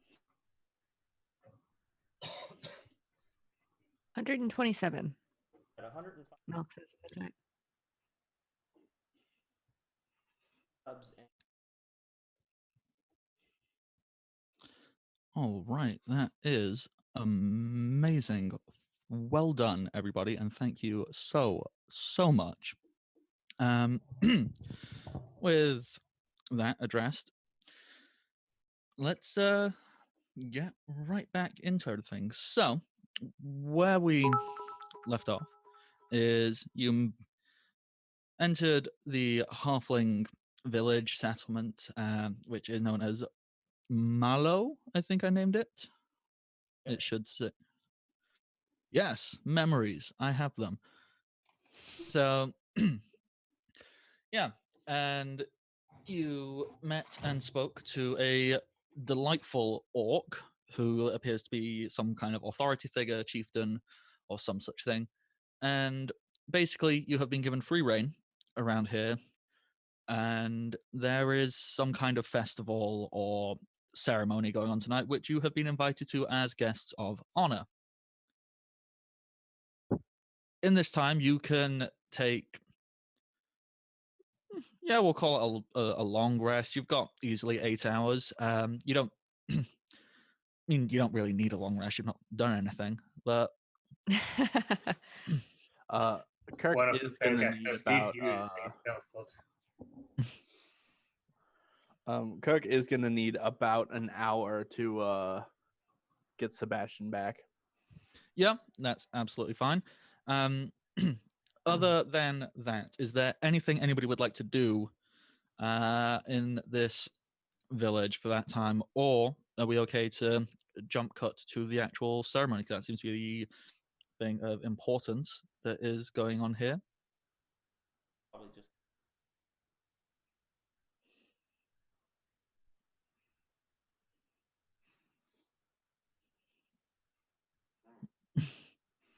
Yeah, get yourself clean and fancy looking. Samba will put on her slightly more fancy scarves, Yeah. the more formal version. Now, are they more or less revealing? Revealing in different ways. Like, in her formal, like she's wearing kind of an actual grass skirt, so like the top is even less coverage. All right, wonderful. Kirk would probably take them up on the whole crop top and booty shorts outfit. Nice. Yeah. Obviously, this is 100% your choice. You can either wear the stereotypical masculine attire, which is essentially like a cloth. I want to call it a skirt, but it's not really. It's like a man skirt. So The way kilt. yeah, like a kilt, except it's multiple layers of cloth, kind of looped around. So yes, thank you. So it's basically a sarong, but you can either wear it just from a waist, or you can lift it up and have like a tunic area on the top as well, or the more feminine attire, which is it's not too dissimilar. Except it's slightly yeah, it's just slightly more feminine is really it. It has a defined gap. It's a two-piece instead of being a single sheet of material. So that the feminine one is skirt and top. Top is basically just a strip of material covering the chest area and ties around the back of the neck. Of a masculine is no top, except you can just lift up a tunic area to cover your chest. He'd probably go with a little bit more masculine than one then, but it's certainly not pulled up on his chest. Just bare chest out there with Yeah, everybody else. Absolutely. It would be rude not to. Yeah. Well, Kirk, you clean up well. Yeah, I do all right. Do you think Big Papa's gonna be at the ceremony? Oh, yes, of course. Yeah, He- excellent. Awesome. Can we get a roll He to would- see if you caught on to that? Do you want me to roll insight? That I don't depends. know. Kirk, you being very overt in your attraction to Big Papa. Oh, absolutely. Yeah. And So- at this point, it would probably be pretty clear that all throughout this, he wasn't clueless about what Samba was doing, but was just completely uninterested. Okay, I so think Samba at that point would have caught on. Like, if my package ain't gonna get him excited, it's very clear what's going on. yeah. Okay. So you see what's happening, yeah. Indeed. Nordal just kind of moseys on over to Samba and puts a claw turtle arm around her. Don't worry, happens to every single one. Oh, I don't mind. I'll watch if that's all right. Yeah, whatever. We'll see what happens. Are we in a day and age where where Nordal knows oof? As we discussed in our session zero, meme culture is very much alive in this universe. Oof. You don't say. Okay. Providing there's like nothing anybody particularly wants to investigate or go and interact with their. The village itself is just a generally pleasant place. People are getting on, doing their bits and pieces. You see a group of the masculine presenting halflings kind of engaging in.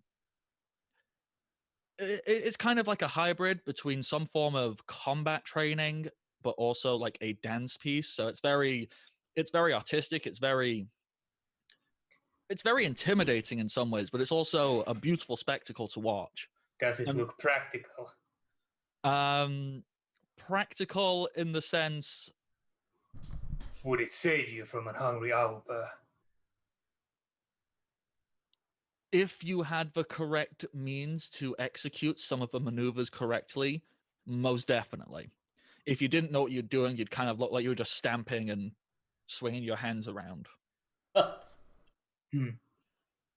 Well, now I'm interested.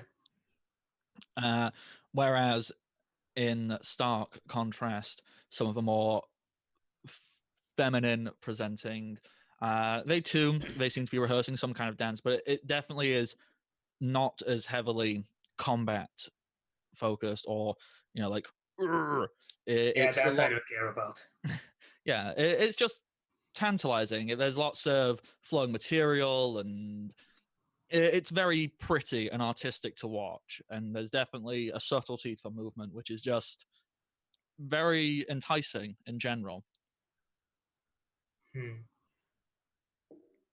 So those are like the generic. Obviously that's not what everybody's doing, and it's not only the masculine are doing one, and that's just the easiest way to generalize. There's people doing all kinds of stuff. As time rolls on, it gets to evening, the sun is setting, and at that point a loud horn is sounded, and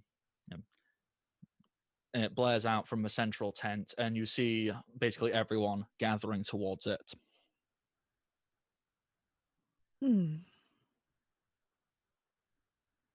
Well, the best thing to do is to follow the example, but do it in sidelines so it's not too obvious. Yes, I can lead you over if you would like. I'll lead the way. I too can follow an honest tale.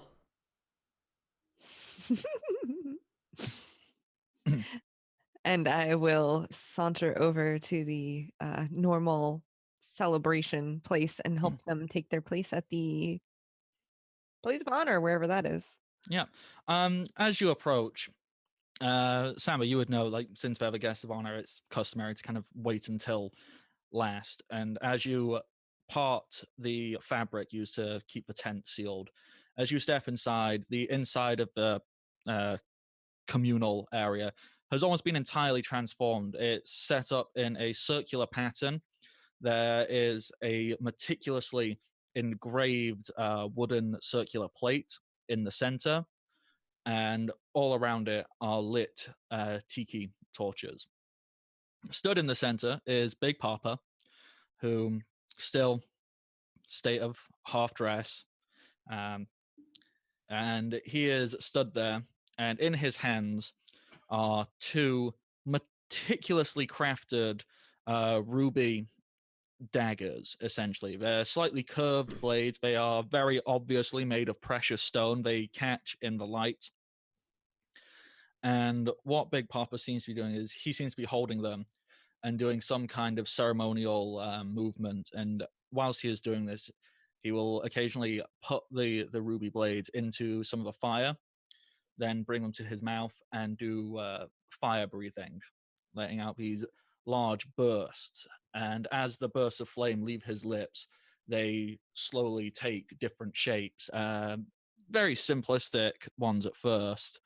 So like, ooh, that looks like a face, and that looks like, I don't know, my brain just went blow up.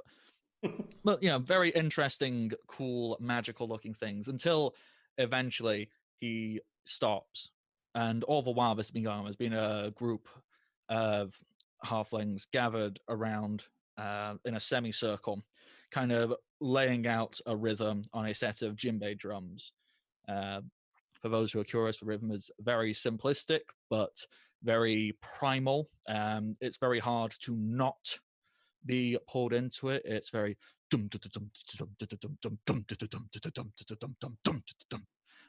so it's that. And as it stops with a rather thunderous communal dum, Big Papa, he spins around the circle, putting out every flame with the blades.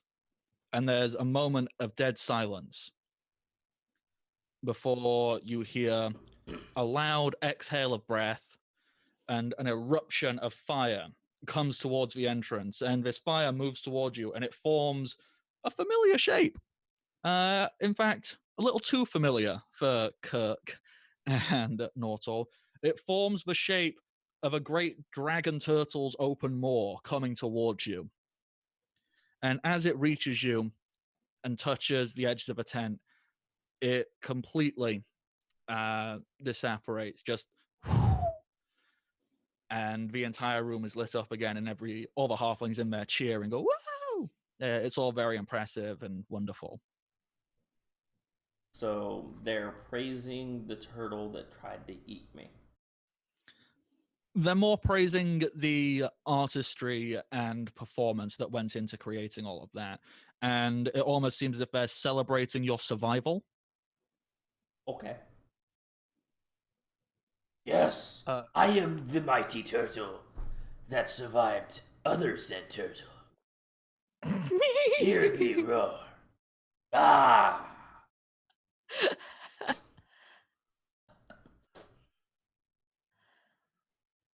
Oh. And that's exactly Kirk how he is- roared, by the way. That was completely accurate. Love it. That was an amazing roar, Nordal. Is it now? I can- And he kind of gives you a wink. I can see how you scared him off.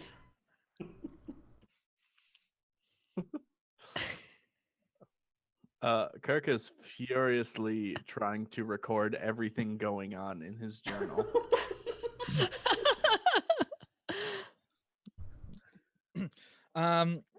Kirk, as you're writing, Big Papa Chief, he steps out of this circle and seems to grab you by the hands. Oh, yes. Hello. And he pulls you in and he announces in a very boisterous tone, listen here, my children, yeah? These people, these survivors, these great and powerful guests of honor, they faced the maw of Grandpa. They traversed the waves. And they have come here. So why don't we show them how we do, how we in Malo celebrate survivors and heroes, yeah?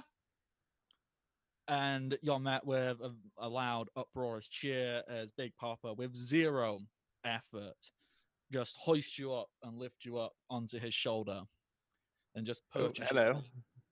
you. And he slowly spins you around, letting you see there's not loads of people. There's maybe like 50 people in here. But every single one of them is jumping and cheering and whooping. Oh, this is a lot going on. Yeah, yes. Thank you. Perfect. Am I correct that it was only Kirk up there? You got pulled up as well, but you're not being lifted up onto anybody's shoulder. Well, yeah, because I'm 400 pounds. Big Papa's he's pretty strong, but not that strong. I am mainly interested in how high the tent is. It is a halfling village after all. This is a quite high. This is very blatantly a ceremonial tent. It's easily got a good solid 50 foot. Also, am I correct that Big Papa is an orc? Yes, full-blooded orc. Is he the only non-halfling that we've seen? In this village, yes. Mm-hmm. Aside from Vosh, of course. Yeah. Right. I don't live here.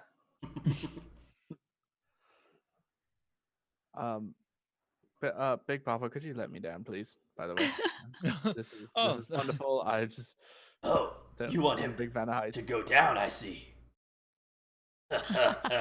No, I just don't. I'm not a big fan of heights. And he's just incredibly tall. Can I assume that there's alcohol at this party? Of course. Good, Yeah. because Nordal is just swinging him down. You can tell he is going free. Yeah, Big Papa, he'll lift you off. As he lifts you off, he places you in front of him. His hands linger on your hips a little bit as he looks you in the eyes. And he kind of goes, "Oh, sorry, I didn't mean to make you feel uncomfortable, bro. It's just wanting people to celebrate you, yeah? You know." Oh, not uncomfortable in the slightest. I wanna make sure I can celebrate. On the right. I heard that you are used to being carried around. No, I'm well, you've got the servant that is with me. I'm going to join this turtle now. All Having right. these drinks. Nordal, Uh, is pleased with the drinking. He's gonna shove his arms and claws into his shell, and he's just gonna run around being like, "Where'd my arms go, guys? Where'd they go?" Maybe I'm going to be drinking alone after all. Kirk, yeah. what is up with your friend? To be honest, I have no clue at all. I really just met him a couple of weeks ago. Oh, so you guys are all new together. Okay. Yeah. Like this one. Actually, I'm kind of new to the area in general. I haven't been here very long. Oh, okay. Yeah. So what brings you to the seas and to our island? Oh,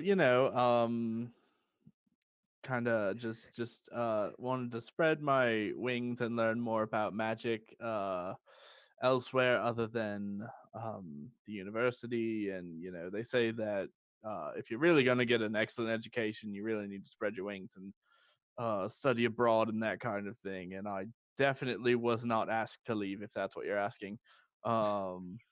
So I wasn't implying that. well, excellent, same page, wonderful. Okay then. Yeah. No, as you can see, we like to have fun here, and I think Big Papa's got his eye on you.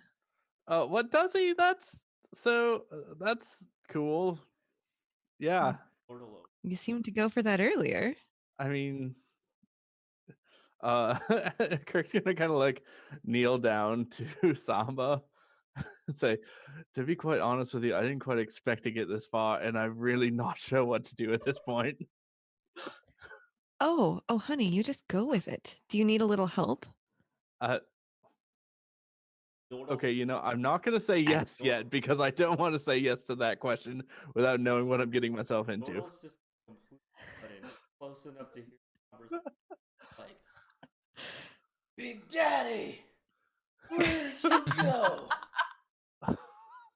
All right, you know what? I think this is a great time for me to just take a breather outside. I think, you know what? Sebastian said he needs some air. He's not used to being in big warm tents like this, and it is very hot. Is anyone else sweating? I'm gonna go. Just grabs you by your top. I'm gonna roll a strength against your strength to see if I miss. Against my strength? Well, you suck because I just rolled a nat 20. I mean, I can't even use acrobatics. I mean, you could use what you want, but I rolled a nat 20. Good luck. Oh, I did get a total of 20. Well, that would put me at 27. I mean, well, as this is going on, Kirk, you're like, "Oh, I need to step outside." And Nortal tries to grab you. Big Papa, who he stepped aside to take care of some stuff, and at this point he steps back in, puts his arm around both of you.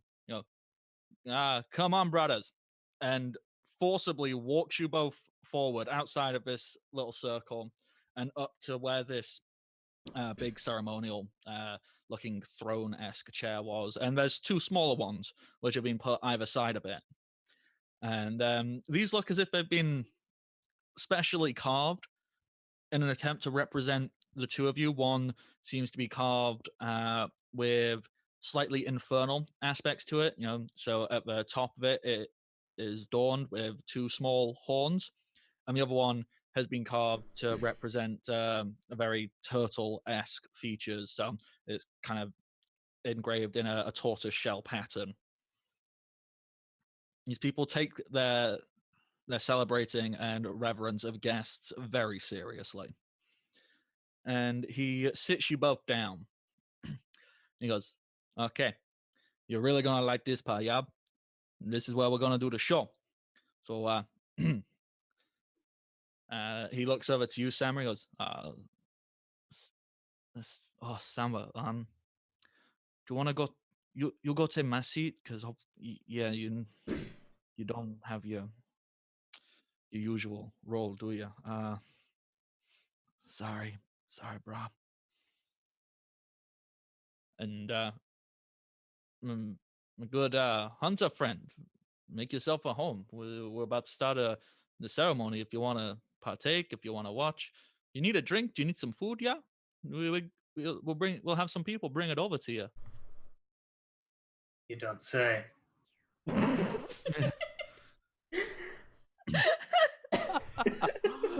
Flash has placed himself firmly nearby where there is most alcohol floating, and he's enjoying it maybe a bit too enthusiastically.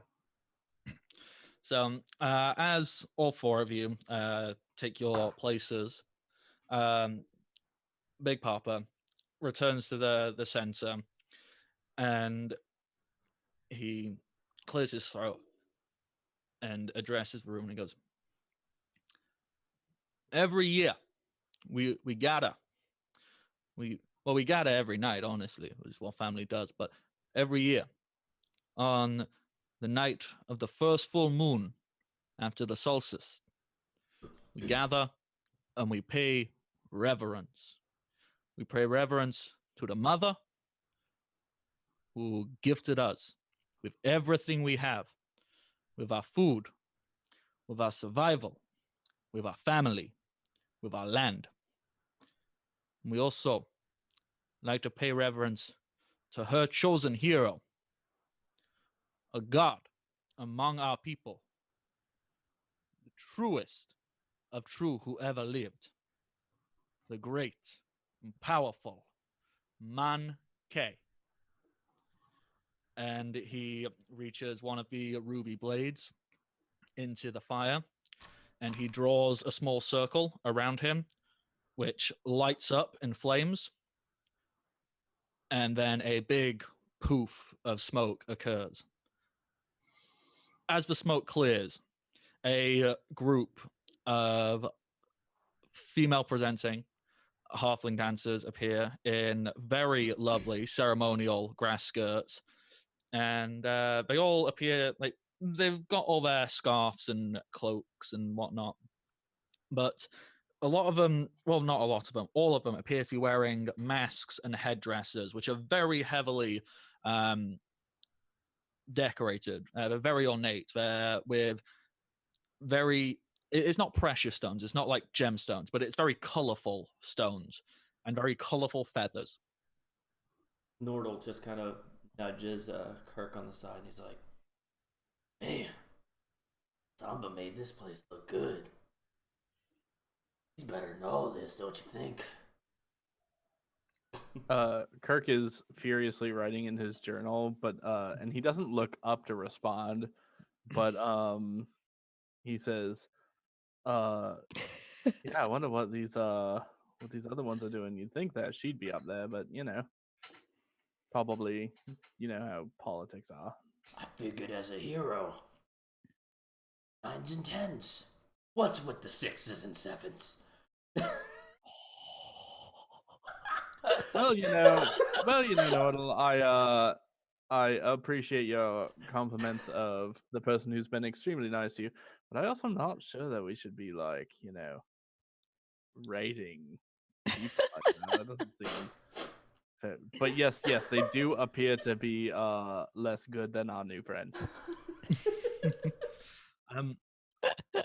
To give a brief and basic synopsis of what this first group of female presenting hop, they appear to be doing a dance and acting some great thing.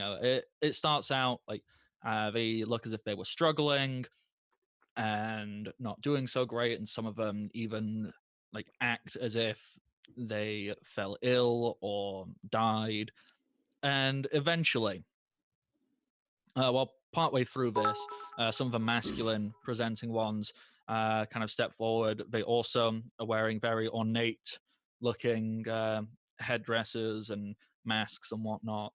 And these ones, they seem to be representing halflings as well, like the first set, except these ones, they've been almost caricatured slightly, as if to represent a different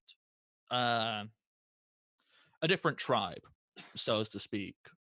Not in like some like, or like, just when I say character, just like given like grr faces, like frowny faces and aggressive looking features. And they appear to be giving some hassle in the performance anyhow to the females. And then emerging from the back of a room is quite possibly one of the most if you, well, objectively, even if you aren't into female presenting, even if you aren't into halflings, even if you aren't into anything, objectively, this is quite possibly the most beautiful looking thing, just in the way she moves, what she is wearing. She elegantly, with almost no effort, whilst walking, well, I say walking, dancing, literally pushed up onto point, onto her toes, barefoot, mind you.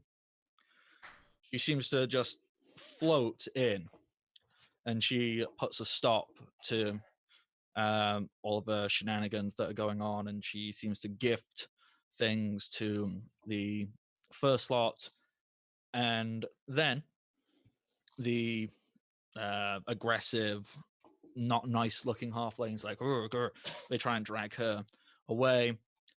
Then, almost in a perfect counter to the female, a very young, physically attractive halfling. He's very slim, muscles bulging, like essentially the Bruce Lee of halflings is the only way I can accurately describe this level of musculature. And he leaps into it, like he leaps through a pillar of fire, and it shows like he does like a side somersault over one halfling, then a back handspring over another, before finishing off with a double back somersault with a half twist to land in front of all the others. And he takes a stance. It's a martial art stance, but his hands seem to be slightly curled under, almost as if imitating that of a monkey's gait and position. And he does this little bit of dance and mock battle whilst displaying this simian-esque martial art. And it basically portrays that he's the hero, he saved the mother, it's all wonderful, it's all great.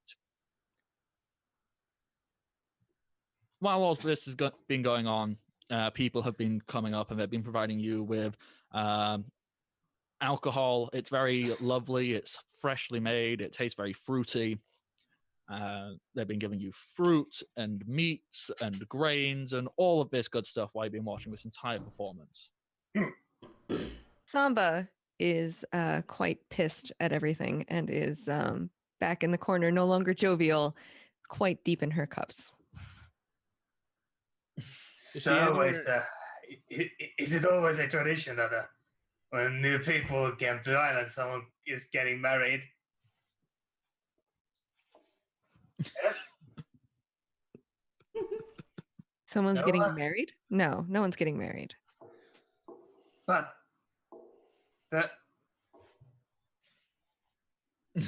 I need more to drink. There's plenty. No, that Hey, Samba. I- Samba. Who's that real unpleasant looking one? The unpleasant looking We're one. talking about you, Kirk. No, the woman who seems to be doing the solo dance. Oh, you mean the 10 we Ugh. brought out? I'm assuming she's incredibly unpleasant. I don't know. Well- She's hot as fuck. To Delta, she beat me. She's I don't see any younger than me, progress. and she won this chance. Oh, And well, she is just the worst. I bet. Nordal is just can- gone. His biggest flaw is when he starts drinking, there's no stopping until he's passed out. He has no idea what you just said. He's just, man, she's the 10 I done ever 10 seen 10 10 10 10 10 10. Is At it full on? least 10 tens. Maybe At we should- least. So Well, does Nortal try and like is she from Tennessee because she's hot? Pretty much. That's exactly what he's going. He has no clue what's going on. He's just constantly saying 10, even slightly, like maybe stumbling towards her. Yeah, Nordal, go for it. Go give her a good time. I bet she can take all 400 pounds of you easily. I've never met a woman who can. 10. Oh, she can. Give it a try. well, Go clearly give it a there's no try, accounting for Tay. Nordal. Everybody's enticing Nordal, and he's too drunk to even roll if they're. Let me just. People he probably can't hear me because everyone's yelling. So let me go into his head. Okay. So I know you hear my voice in your head. Go for it. No toys. Nordal has no clue. He doesn't even have a chance to roll this. He's so drunk, all his stats are done. He just starts charging her as hard as he can. And once Kirk sees Nordal starting to get up, he would definitely stick his leg out and try and trip Nordal so that he doesn't actually interrupt the dance. I'm just gonna roll the. I was about to say you can have a choice here to either roll or you can accept for roleplay I'll purposes just what you would roll prefer the to happen. athletics on disadvantage.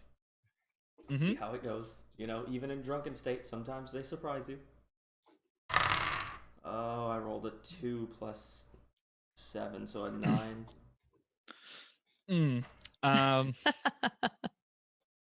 You're not gonna trip like face up, but you're gonna stumble. Thankfully, the dance has pretty much reached an end point. There's a lot of whooping and cheering and everything.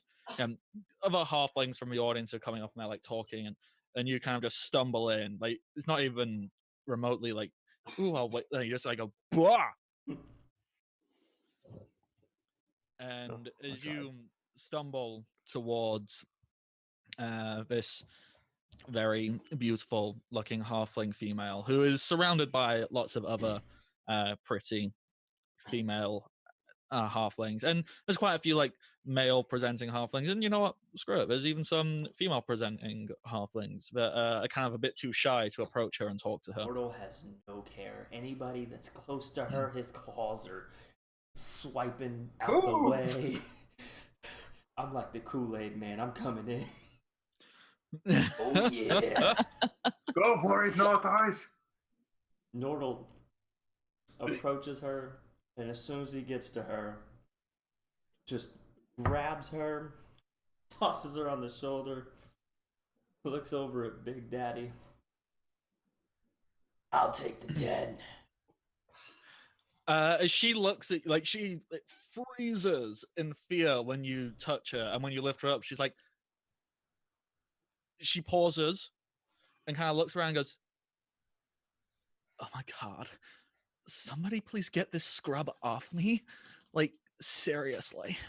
Oh no. Like, oh, like for reals. What? Nordal, can you please put her down? It's too late. It's okay, cock. No, It's go not a for it. wedding. It's too late. She done pissed him It's off. not a wedding. She just pissed him off. No, listen, hold on. No, it's not a wedding. She said it's not a wedding. Don't worry. Alright. Oh my gosh. Nordal hears the word scrub after the long drunken day he's had, and has now become enraged. And the drunkenness, I wouldn't say is worn off, but it's a stupid rage, strengthness, and he's about to yeet this girl. Where's the closest tent? It probably doesn't help that he still hears in his head. Go for it, not right. Yes. Sorry, my awful hotspot reliant internet cut out. What did you say before? Where's the closest tent? Are you throwing her? Oh, he's yeeting her. You yeeting that halfling. And he has Vosh. Yeet the He halfling. has Vosh in the back of the head saying, "Do it." Go for Yeah. it, not right. Yeah. Roll. You know what? Samba is on her feet cheering. With drunken super rage, roll strength with advantage. I rolled a 21. Yes. Okay. As a Brit, I'm going to do my best at trying to make an American football analogy right now. If you need help, let me know. You grip her teeny tiny little body Mhm. as if it was. You find the perfect placement of your fingers to get the perfect grip. You pull it back, and you throw, and you get the perfect spiral as she yeets through the air, spiraling out the front door of the tent. Everybody goes dead silent. Except for It's- me. I'm just standing over there going, yes! I made Way a, to go, Nordal! made- That was I amazing! made Samba fall in love. And then you hear a voice in your head. No, toys. Now it's time to run. Hang on. The very muscular male halfling, he was stood next to you. He takes off his mask. He's got a very young face. He's got a few tattoos and piercings on it, big stretched ears. And he looks at you and goes, bruh, nice. She's a proper bitch, yeah? And he lifts up a hand to high five you. He just, with such drunken strength, just slams his hand as hard as he can with his claw. And let's, I'm gonna roll a strength to find out exactly how hard. And since I'm still drunken strength, do I still get that advantage? Yeet. I'm gonna say the advantage was just for the throw, just because it was a pure moment of adrenaline rage. Well, I still landed a 17 total. Okay, yeah. As you do that, he physically doesn't appear to react, but his entire body is shifted like 2 foot backwards. You just see him go. Like, there's no reaction from him. In fact, there's not a scratch, not a mark, not anything on him. But you can just see like where his feet were in the ground. You can see like this scuff mark. He was like, so you're pretty tough, yeah, man. He's just he right before he says that statement, Nordal just lets out a blood curdle. I have to be quiet. My kid's asleep. I'm sorry. Lets out a blood curdling roar. Roar! I'm getting laid tonight. You don't mean to doubt her, right? Because no, she don't do that, man. But there's probably something else around here. Like there'll be a lot of people who are very impressed with her. But maybe I should try talking to you when you're like sober, man. But so you seem like a cool dude, yeah? Aye.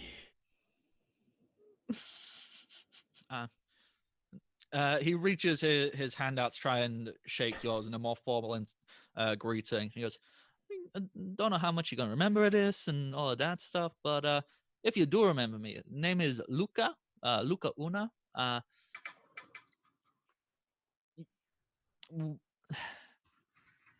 got some things I kind of want to talk to you about because you seem like pretty tough dude. I'd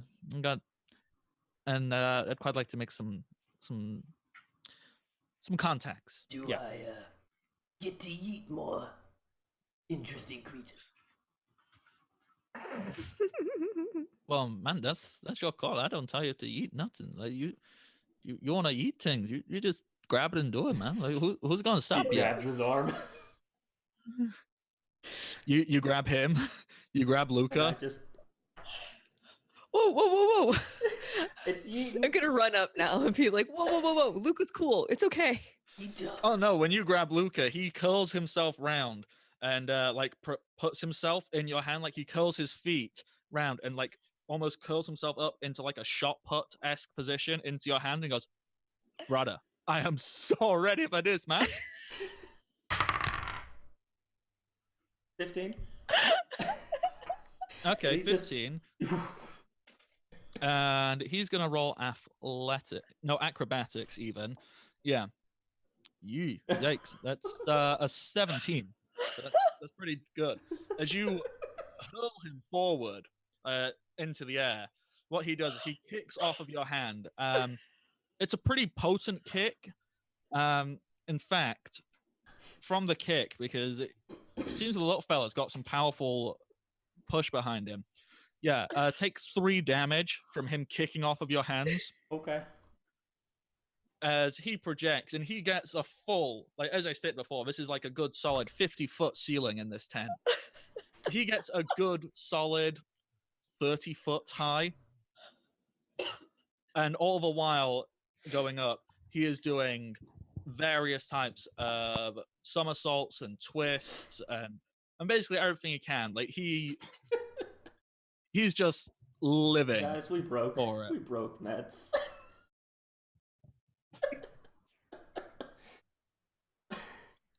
And when he eventually crashes back down, there is a big dust cloud, because obviously there's not a real floor. It's like open, exposed, sandy dust with a big dust cloud. And he lands in the same martial arts monkey simian pose as he had been doing for the show. He was like, "Okay, brother, when you sober, yeah, I gotta have some real conversation with you because you might be exactly what I'm looking for."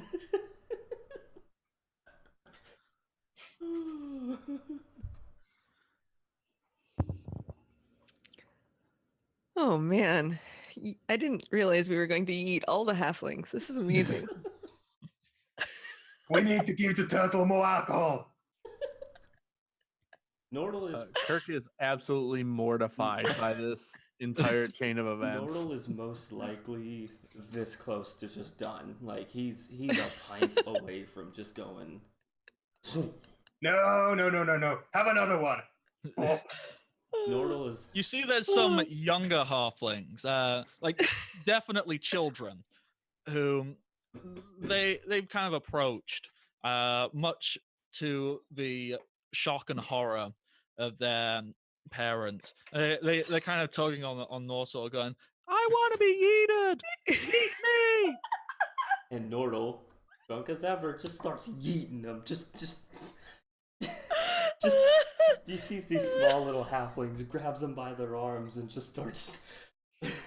I'll just roll 1, 2, 3. Oh, one of them had a nat 20. That one's gone. Whilst this is going on, Big Papa, he starts chuckling, and when you start doing that, you notice he starts muttering to himself and moving his hands around. And you notice any area where a halfling is being yeeted towards, a large, soft-looking dandelion and various other like great palm leaves and things like that just sprout and catch all of the halfling children that are being yeeted around. The first one's a 9. So they got yeeted a half distance. They're halfling children, so they're nothing. So even a 2, they're going.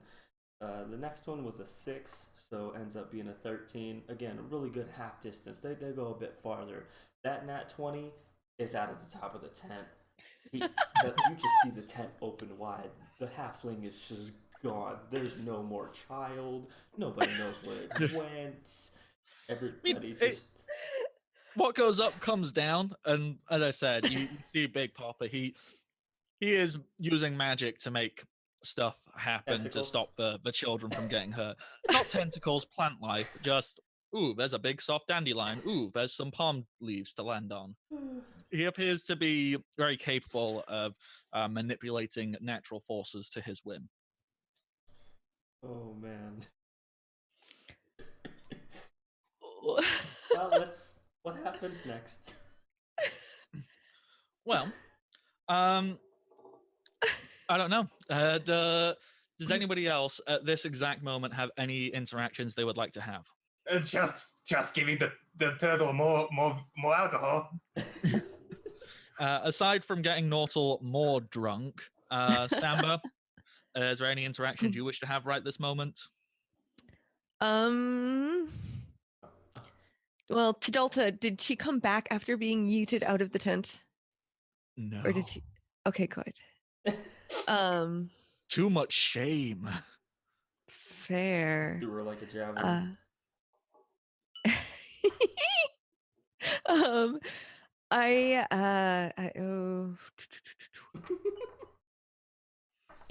Luca, what do you need to talk to Nordal about later? Or do we want to just wait till the next day for that conversation? Oh well, no, I can talk to you about it, man. It's so cool. I don't get me wrong. I love this place. I love the family. I love all. But do you ever get that feeling like you just want to get out and see like more of the world, like other places? Yeah, especially after yesterday. Is Nordal close enough to hear this conversation? Unless you have moved away. As soon as he says he wants to get away, he turns over to what's his name? Luca? I'm drunk. I shouldn't know it. No, you shouldn't. He turns over to him and he's like, "You want to find Nemo?" But do you know the way? You just keep swimming, I've been told. Well, everyone knows Nemo's at 42 Wallaby Way, Sydney. But regardless...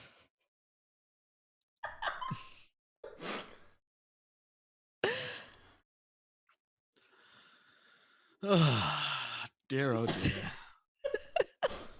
just memes everywhere. I am the meme king.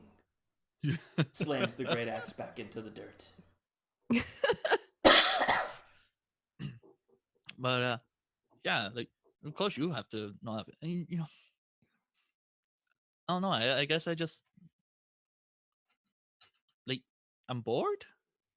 I guess it's just I think I'm done here in lots of ways. Yeah.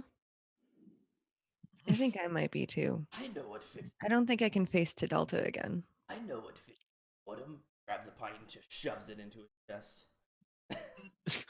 Yeah, you do that, and Luke is like, "You're not wrong there, brother," and just whoop, downs it. That was what the. Might have went back a little. Oh yeah, you definitely shunt him back, but once again, he physically doesn't react. Like he is moved, but he's like, yeah. Boom. It's almost like he is immensely trained to take blows and know how to take the follow through and all that good stuff. Oh yeah, he's taken many blows. Damn straight. Anyways. Yeah.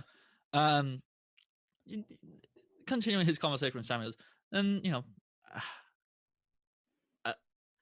it's something me and Lucille have been talking about a while. I mean, come on, you know Lucille. She doesn't like to be around here anyway. She's always hanging around the pool. She hates it here, man. Like it's nice, Yeah. but it's almost like too nice. Like nothing ever happens, yeah? It's true. I mean, other than other than the dick running through with all the baboons coming after him, it just Ugh. I am so over Hank. He's such a dick, yeah? mm-hmm. I don't get it.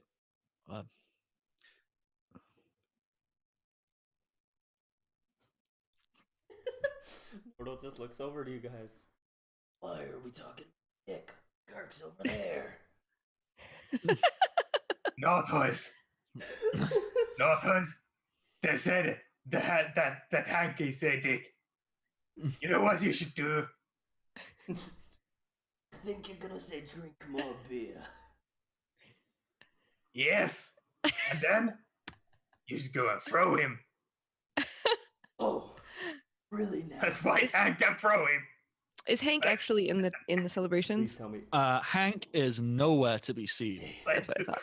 That's it. Let's go fight Hank and throw him. Okay, well, he's just gonna take Vosh by the hand and storm out of the tent as fast as he can, looking for Hank. Okay. This is about the time when the whole celebration Sorry, is can I starting to. interrupt real quick? Oh, please. Probably about the time the eating started. Kirk would have taken the opportunity to see that everyone was pretty distracted and try and sneak out the back of the tent. Oh yeah, you can easily get out. Yeah. There's a great, huge distraction going on. You got a massive forehead. Wait. Kirk's taking it out the back? Got it. Yes. Yes, he is. But secretly. You done did a important there, sneaky man. on you. Kirk done did a sneaky on us. Sure did. So when Nordal says Kirk's over there, Kirk is not over there. Yeah. But he doesn't know that. He just pointed behind him and out the tent. Right. Okay. It's about this time where everything starts winding down. People start leaving, heading off to their own individual tent areas. The 400 eating pound turtle left, so everybody was like, eh. Yeah. Yeah, it's like, yeah, it's time to chill, time to relax.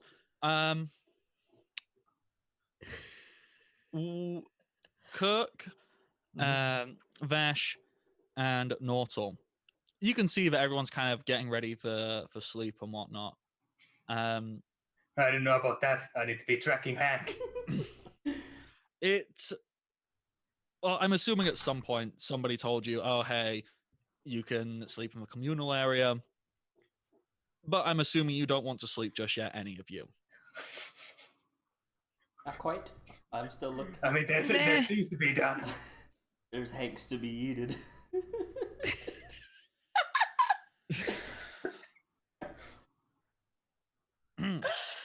That Okay. is not a sentence I expected to hear this evening. I don't think anybody has ever expected to hear that exact sentence. This is true. Okay, so let's cover the person who's staying where they are, unless Samba is going to go, I'm going to go find where everybody else is. Samba, what are you doing as everything is winding down? I suppose my new friends are all gone. So I'm just left. Is there there'd be really nobody that I want to hang with because Luca left too, right? Or did he stay around? Luca is staying around. You know, Luca, like, he has like his individual family. He's got like his mother and some siblings, but he likes being in the communal area because he feels it's a little bit more active.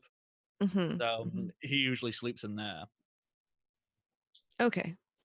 So I think I'm probably just going to settle down in the communal area. If Tidalta's not coming back. If she comes back, I'm just going to go find my normal tent. No. Tidalta, It's gone. so much shame. Just Tidalta is probably going to struggle to show her face for a day or two. Good. Just sheer Deserves it. embarrassment. The other people who, I say people, it's really only person. It's basically Big Papa. Mm. He stays in the communal area, and he goes and he returns the ruby daggers to their ceremonial place, which is engraved in the top of his throne area. Gotcha.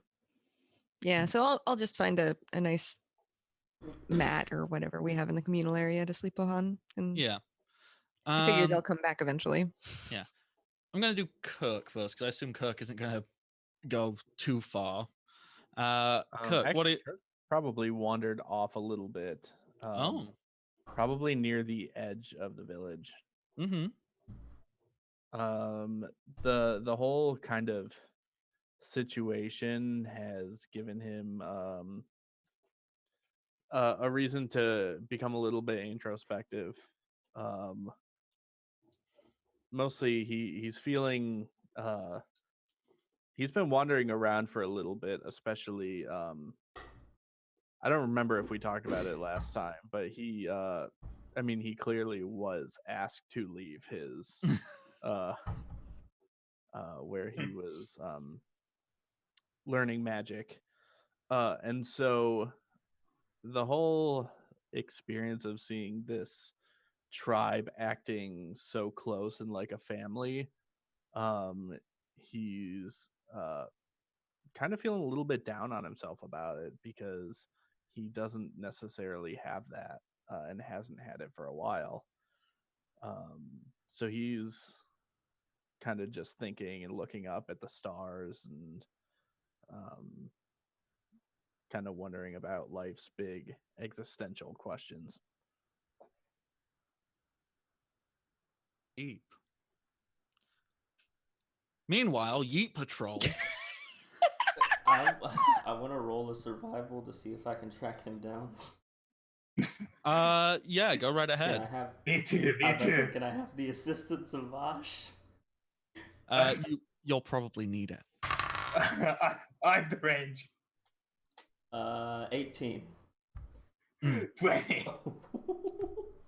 Wonderful. Okay, so the two of you begin to walk slightly away from the village and head towards the closest jungle area. Very quickly, you find that this island gets disturbingly quiet at night. Like, there's barely even a breeze blowing through the trees. There's very little sound of animals or any such thing. And you very quickly got, okay, yeah, these, you find a little bit of a torn black cloak, and you go, okay, yeah. You find written down, like carved into a tree, Hank was here. Hey, Notos, I think Hank was here. Oh, really? Which way did he go? And you follow all the signs. You follow footprints, and I don't know if either one of you particularly uses scent or anything like that, but you start to follow some signs, and as you get deeper and deeper into the jungle, you soon start to find yourself appearing back out of the jungle and onto the path leading into the village, where you can see 5 shadowy figures heading towards the village. Do we perceive some kind of danger? I mean, is there a role for that? I mean, you can. Do they look like they are up to no good? Because that would probably be an insight one at that point. Yeah, figuring out what someone is thinking. Definitely go for insight. There we go. All right, and I get to roll mine on with advantage. Yeah, you I'll do. just let you see what I rolled.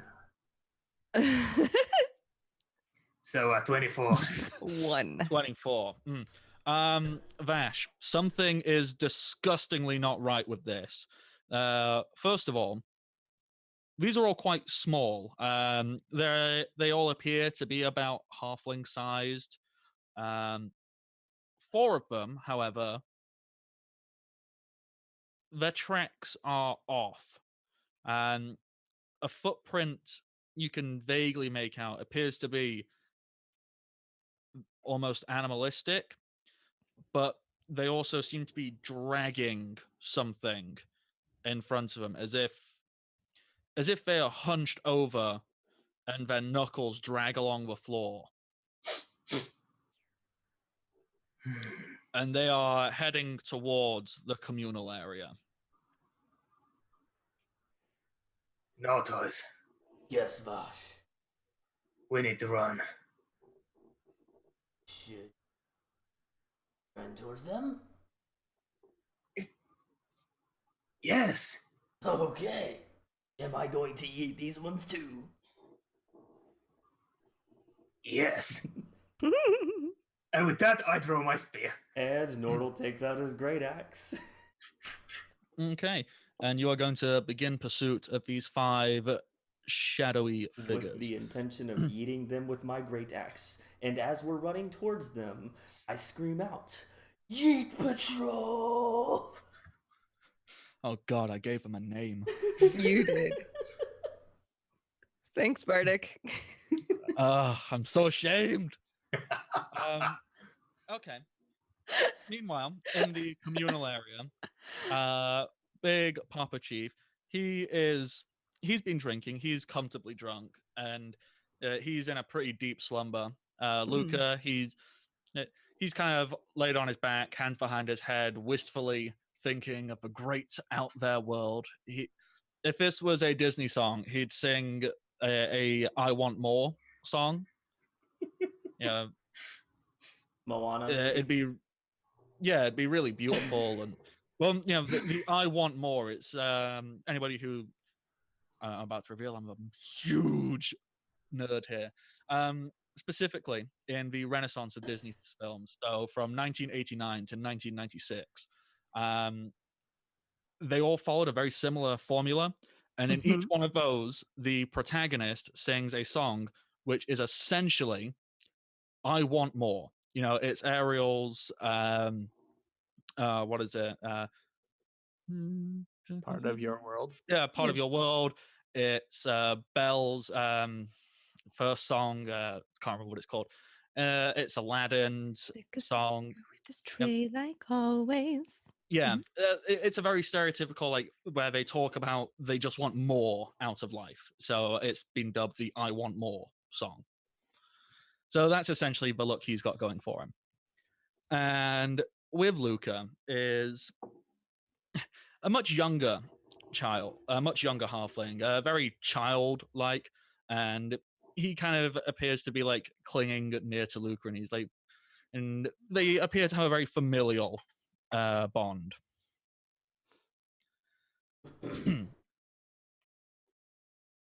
Yes. Kirk, at any point during your contemplation, do you feel a need to return to the tent, or are you just going to hang out contemplating your navel?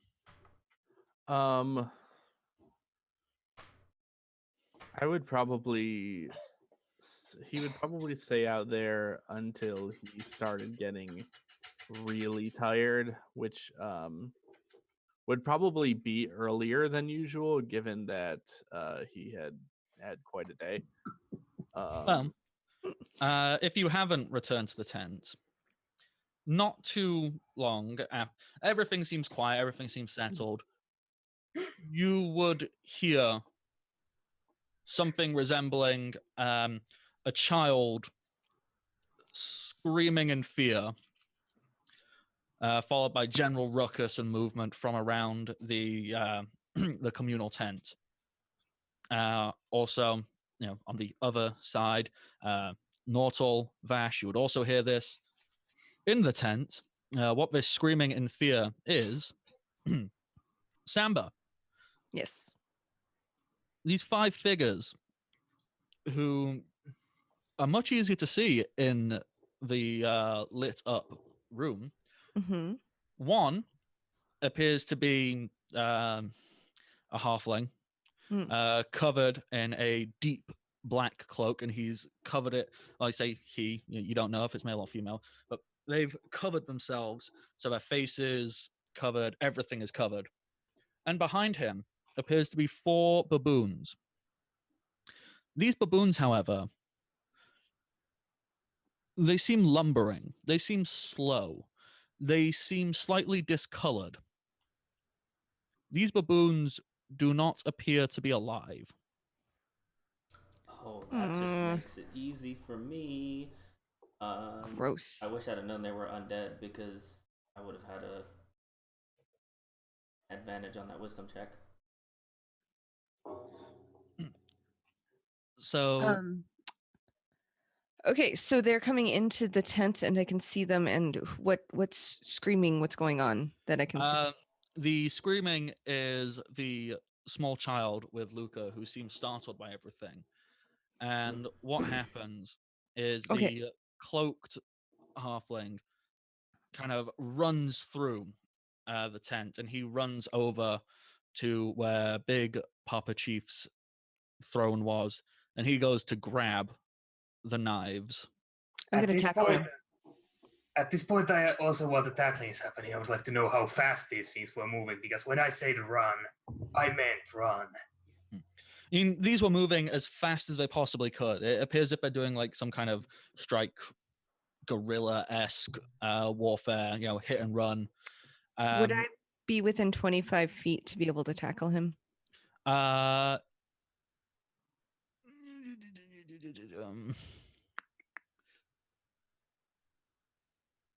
going to say yes. I'm going to say yeah. Okay. What do I need to roll for that? Is that probably athletics or acrobatics? Yeah, let's... How are you doing it? Are you acrobatically tackling him, or are you athletically tackling? Of course I'm acrobatically tackling him because I'm a dancer, so I would be flying through the air with the grace of... That's called a drop kick. Nothing, because that's an 8. Yeah, as you rush forward and you leap to grab him, he just steps out of the way slightly, and you see that he grabs these 2 daggers from their special place in the throne. Okay, and with that, I'm going to yell as I see him grabbing them, as loud as I can to try to wake up everybody, which I won't, because I will burn your poor eardrums out if I actually do it. Go ahead. Okay. Wake up! Someone's stealing the daggers! She yells So, yeet.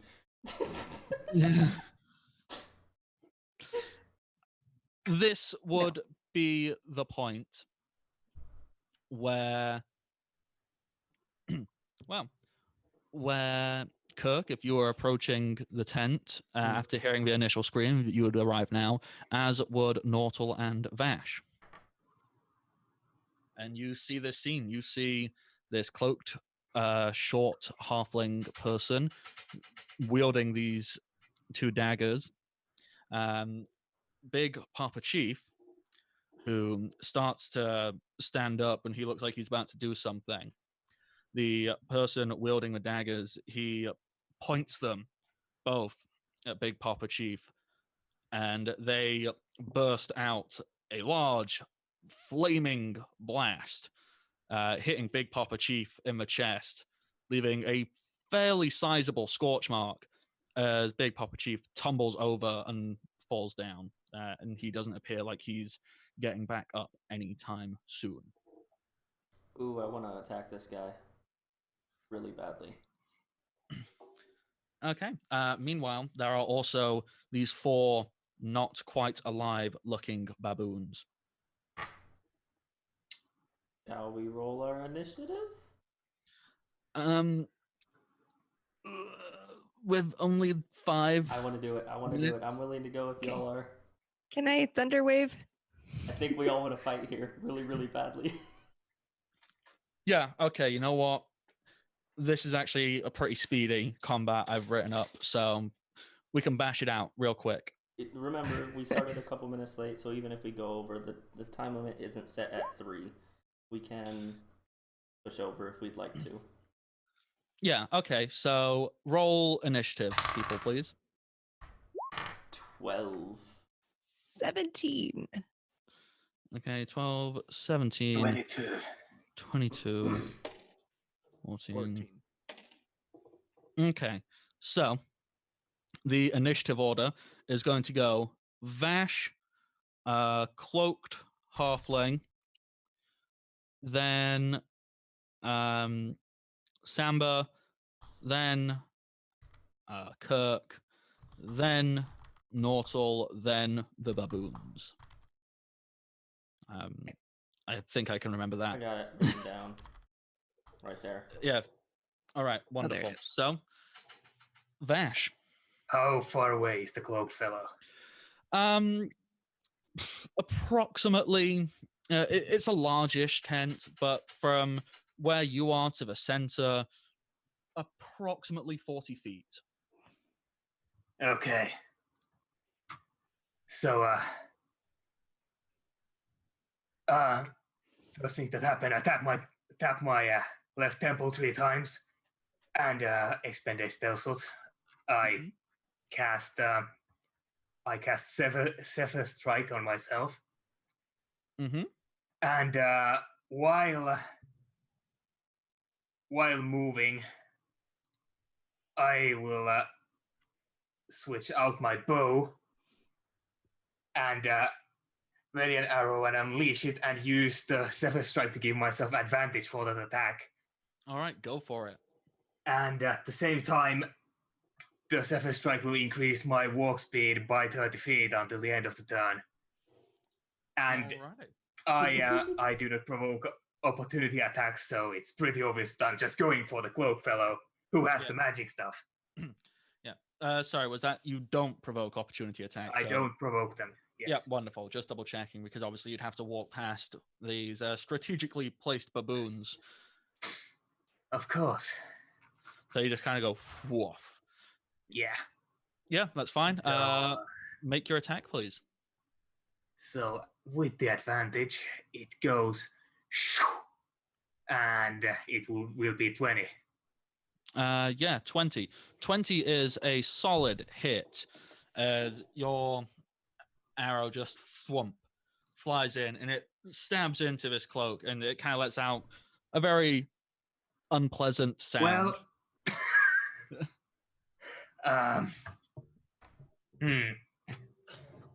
Oh right, it also deals extra damage. Yay.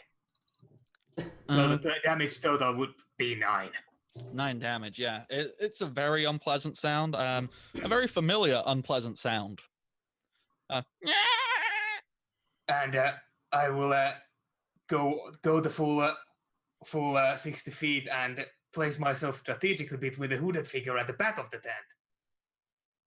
And that's my turn right there. Okay. Next up is, well, it's him actually. He sees this, and he doesn't like any of it. Samba, you're right next to him, aren't you? Yeah, because I was trying to tackle him. Okay. He is going to try and move away. So if you would like to, that would invoke an attack opportunity from you. If you would like to use your reaction for this round. Both? Oh, yeah. From both her please. and Finn, I would assume. No, I used the whole 60 feet, so I'm like good 20 feet away. Yes, that's a 20 to hit.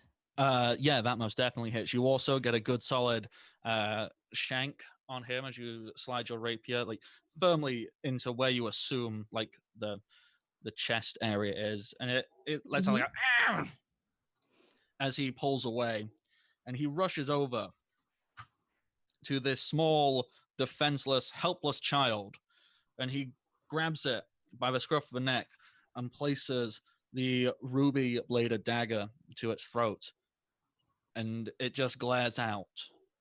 And it, when he speaks, Okay. he looks at all of you, And there's something unnatural about his voice. As his voice comes out. You will let me leave, or the child dies.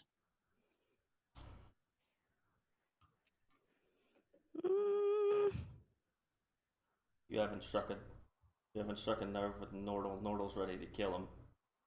It's not my child.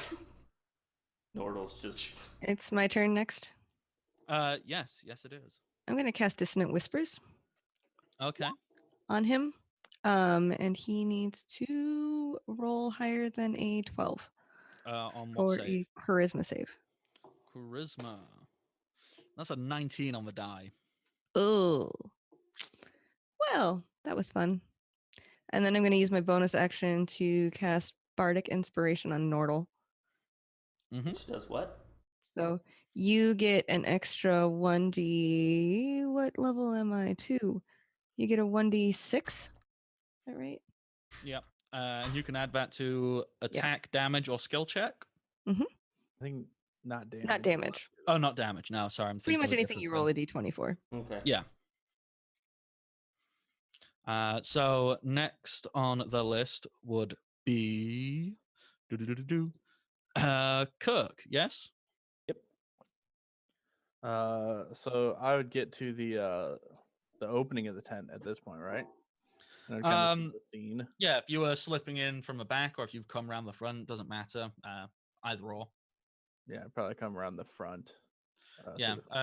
You would walk in, you'd see this cloaked halfling grabbing a small child, putting a knife to its neck. There's 4 reanimated baboon corpses. And I assume I can also see the chief on the ground. Oh, you can see Big Papa Chief. He's got a great big burn mark on his chest. In fact, he's probably still a little bit on fire.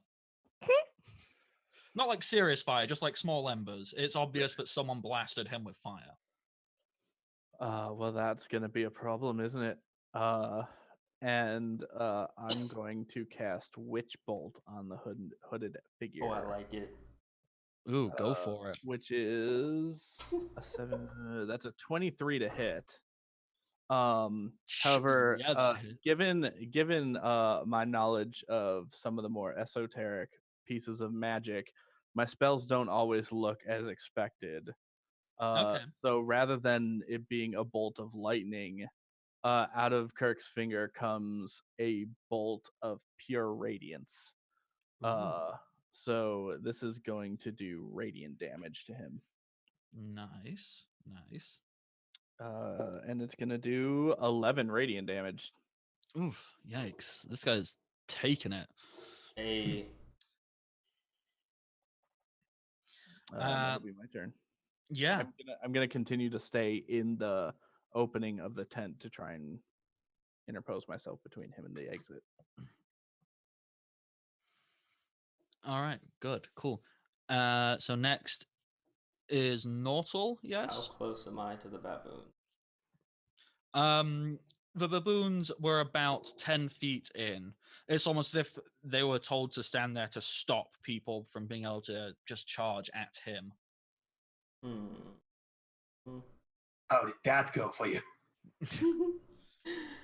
I am going to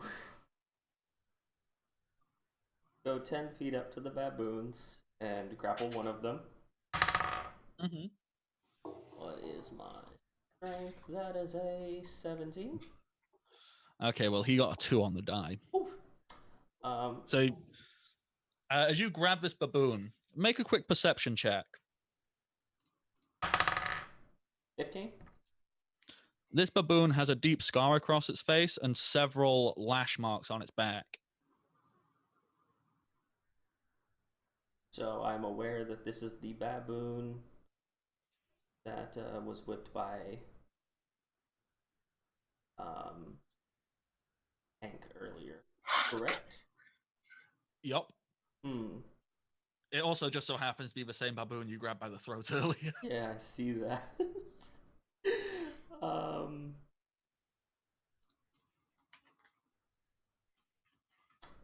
I'm gonna make a persuasion on the 4 baboons to get them to understand who I am and that I mean them no harm. Good? Okay. I'm sure you as a player are aware that these are undead.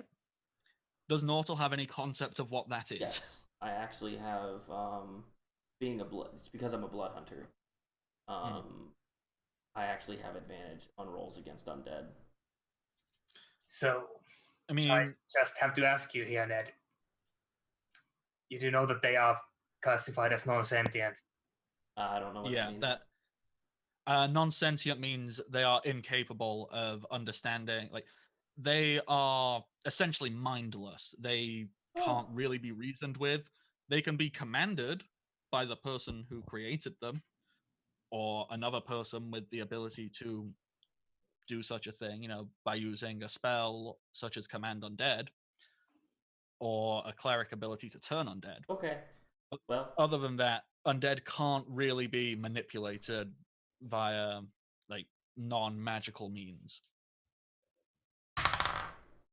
I rolled a 14 to eat this monkey at Hank. Okay, yeah.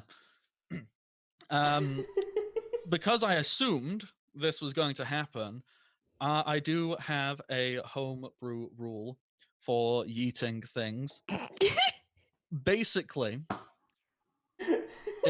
my ruling is you can use them as a makeshift, like an improvised thrown weapon, and the distance you are capable of throwing them is equal to your strength score. So you can yeet a monkey 20 feet.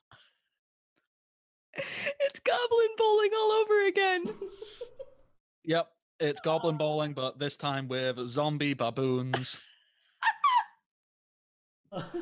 So, make a ranged attack. Ranged attack. My ranged attack has a. So that would be a 14. A 14 does not hit this fellow, unfortunately. Very close. And I wish I hadn't told you it didn't hit, because you could have used Bardic Inspiration. Oh, I was about to say, I mean, can I use Bardic? Actually, yeah, you can still use it. Yeah, never mind. Ignore me. Yes, go ahead, use 17. it. There you go, because he has an AC of 15. Perfect. So, yeah, you yeet the baboon. The baboon is a small creature, so it will deal a d4. You're throwing it, so you may add your strength modifier. So d4 plus 5. Yup. Where's my 4? That is a 9 damage. Okay, I need to add up how much damage this guy's taken so far. 9, 7. He took 11 damage from the witch bolt. Yep. So 11 plus 9, 20, 27. Another 9, did you say? Yes, it's a 9. 9 total. Oof. So that takes him to 36 damage. This guy looks as if he's about to collapse. Oh man, I didn't kill him with the eating baboon. And I wanted to so bad. he is so close to being done, and he kind of utters a few words as he's going to make use of a reaction which he wasn't expecting to have to do, as he pulls out of his cloak a vial which he drops on the floor, creating a rather large, disgusting smoke cloud. And as it clears, he and the child are no longer there. And I'm gonna stop us there. Oh no! I mean, there's still 4 baboons, but oh well, I mean, if there's 4 baboons, never mind. Ignore me. Continue. I mean, yeah. How do you guys want to kill these 4 baboons? Because it's background to Vash. Thankfully, the baboons are easy to kill. I mean, actually, no, ignore me. There's not 4. There's 3. The one you yeeted died when you because it took the same damage. My intention is to yeet these baboons once it eventually becomes my turn. Yeah. Sorry, I forgot to say what into account. I'm already pretty upset that I've lost 1 arrow. So, so how close? I'm so far away from these baboons that I can't even reach them with normal movement. Well, I mean, it's the baboon's turn. Oh, it is. That's the end of me. So, the baboons. There is one within about 10 feet of Ned. There's one within about... Oof. And froze? Well... Oh, no! Vash. Okay, there we go. We heard 10 feet of Ned. What's after that? Yeah.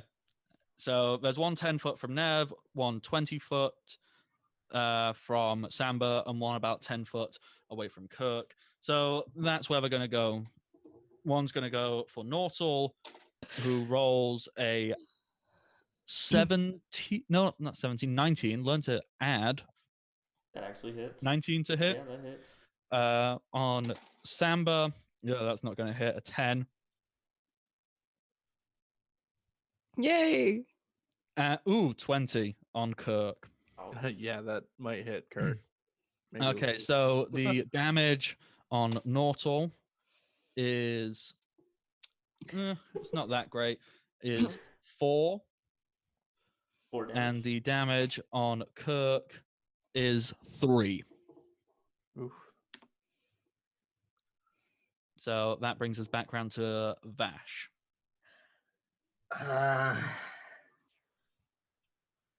Well, seeing as there's someone trying to hit my fellow YEET patrol over there, let's ready another arrow and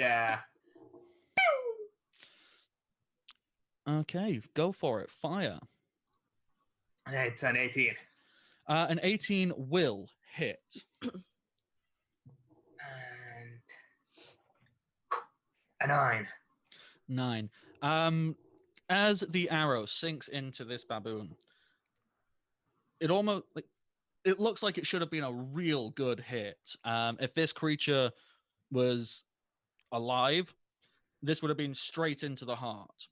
However, it almost seems as if, due to its undead nature, well, it has no use of its internal organs, so piercing through them doesn't do as much damage. You still hit, you still hurt it, but it seems less affected than it normally would have been. So I'll mark that down. Samba. Oh, sorry, unless there's anything else you want to do. Move, bonus action, all that good stuff. Just switch to spear and move that 30 foot closer to Nortal. All right. Cool. Samba. Okay, I'm gonna guess that vicious mockery and things aren't going to affect these seemingly brainless things. So, I think you can. They can still take psychic damage. I just think they're not allowed to save against it, so it's like instant. Really? Well then, let me mock them viciously. Because they don't have they don't have any of the intelligence, wisdom, or charisma scores really, so they just instant fail any spell which needs one of them.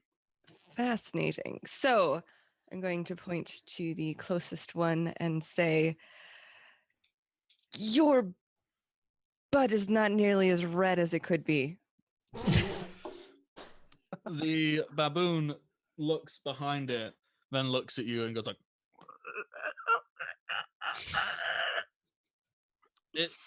it's actually a little bit sad, as you can tell it's trying to make baboon noises, but seems to its vocal cords seem slightly decayed, so they come out as this gurgled mess. So roll damage on Vicious Mockery. That is 4 points of psychic damage. Out of curiosity, which baboon is this? This one which just got shot with an arrow, or the one closest to you? The arrow. Yep. So with that, as it does that, when it turns to look at its rear end, its own neck snaps and it collapses on a heap, Actually, in a heap on the floor. I'm a little disappointed you killed him. Right. And You just mocked a zombie to death. how I roll. And then I am going to give some bardic inspiration to Kirk this time. Ooh, wonderful, because I believe it's Kirk's turn now. All right. Could I hit the one right in front of me and the one next to Samba in a 15-foot cone? The one next to Samba, no.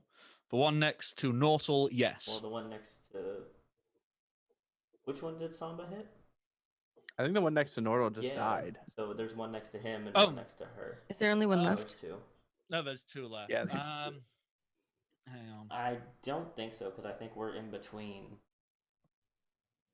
Actually, no, I'm wrong. Yes, you can. Yes, you can. Would you hit us too? You just have to position yourself ever so Yeah. slightly. I'll position myself, and then I'll rear back and spread my fingers and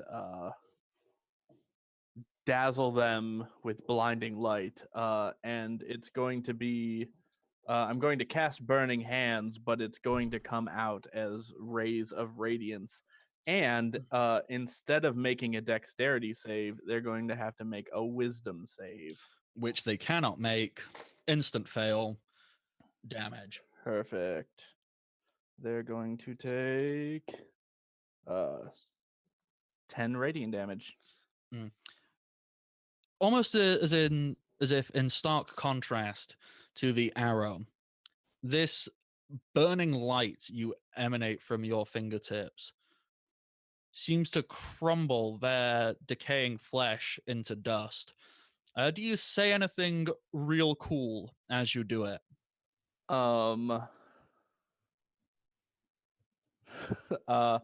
Kirk probably would want to say something cool, but he is also pretty dorky. So he would probably say something like, oh gosh, what would he say? It would be something like, I fucking monkey guys. Stop it. Time to be... No, sorry. He wouldn't drop an F-bomb. Don't mean to do that. it doesn't... Hey, heckin' monkey guys. Stop it. Time to be Spocky. He's going to get a sideways glance from Wash, who says, "You should have gone with lights out, monkey fuck." Okay. And yeah, those two baboons, they disapparate into piles of dust.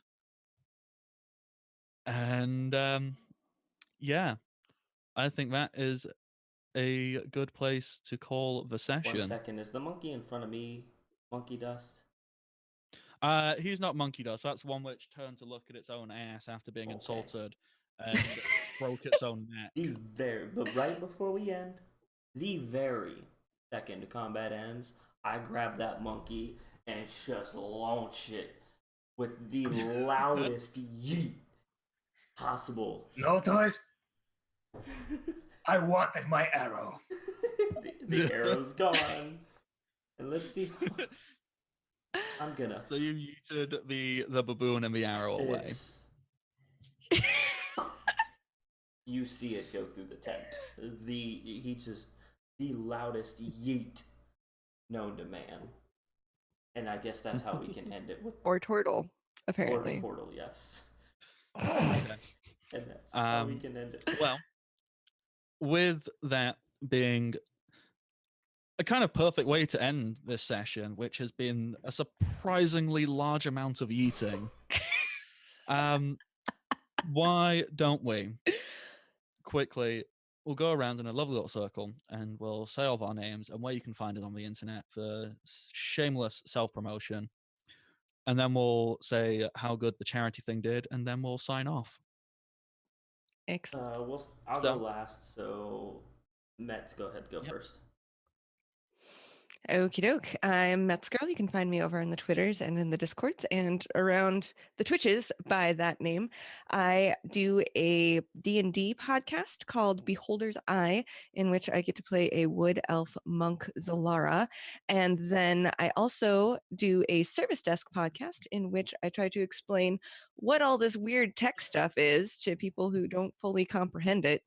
And then I also do streaming over on Welcome Party RPG. That's the second, fourth, and fifth Tuesdays of every month. I do that as with the Mimic Knights over there.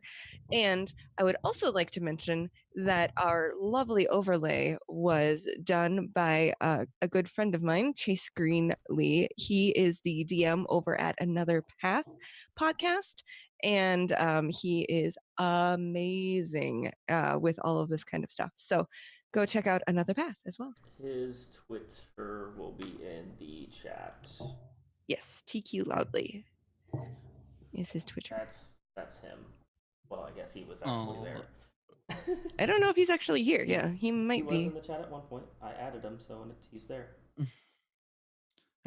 Okay. Our other fresh face for this evening, Finn. Do you want to tell us where we'll find you on the internet and what other various things you do? If you, I mean, I am in the Twitter for some weird reason. You have to add flying before the FinDragon to find me there. And you can find me from Twitch as FinDragon, but don't expect anything solid. I stream and post stupid memes to Twitter if I do, when I do. So hey, stupid memes can kill zombie baboons. Apparently. Okay, that's everything. Natch, where will we find you on the internet if we want to follow you? You can find me in all the. Am I? No, I'm not muted. Good. Sometimes I mute myself and I forget. You can find me around the social media sphere at NatchuralOne. It's spelled on the overlay. It's a little weird. And you can also find me right now at a Pawn's Perspective, where I write reviews and whatnot for tabletop stuff. So if that's something you're interested in having done, feel free to @ me. Very, very nice. Lovely. Sorry, after you. Lovely GM, please go ahead. It's nice to have the introduction and to be called lovely. Yeah, I am the Bardic Knock. You can find me on the Twitter at the Bardic Knock. If you really, really like me, you can give me money on my Patreon, which is the Bardic Knock. If you'd like me a little bit less but want to support me a bit more, you can find me on Twitch, where I stream on my own channel, which is the Bardic Knock, every Wednesday at 1 p.m. Eastern time, or 6 p.m. my time in the UK, where I am slowly working my way through every single Final Fantasy game. I kind of suck at it, if I'm honest. But if that time doesn't work for you, you can catch them every weekday. That is Monday to Friday, uploaded into short 20-minute-ish episodes on my YouTube, which is the Bardic Knock. It doesn't have a special thing yet because I don't have enough subscribers. Go do it so I can say youtube.com/the Bardic Knock. That'd be lovely. And other things I do, IDM over Thor Welcome to the Party. That is at Welcome Party RPG, so twitch.tv/Welcome Party RPG. That is every Sunday night at 5 p.m. Eastern for a D&D 3.5 edition homebrew world.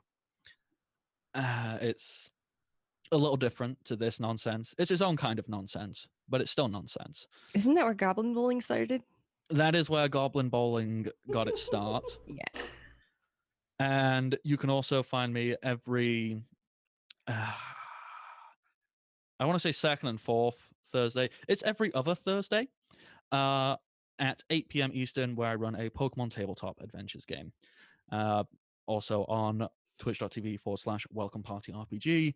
That game makes me cry every week with how much my players love to break it. It's great. And I think that's everything about me. What is the game? Malk, I'm gonna need you to let me know what that's about.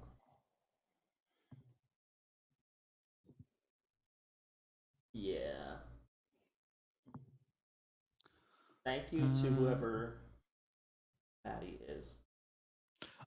So Matty Games, he runs So Nerdwear. Thank you. It's cool. I'm not wearing my t-shirt right now, Go but ahead. great clothing and other bits and pieces. Oh, I for once do not have a piece of his merchandise immediately available. Mine's on the other side of the room. Is It's great stuff. Is it the one he tweeted about the other day with you, Metz? Maybe You were wearing a shirt. I don't. That's all I know. Oh, I was wearing that's another Path merchandise.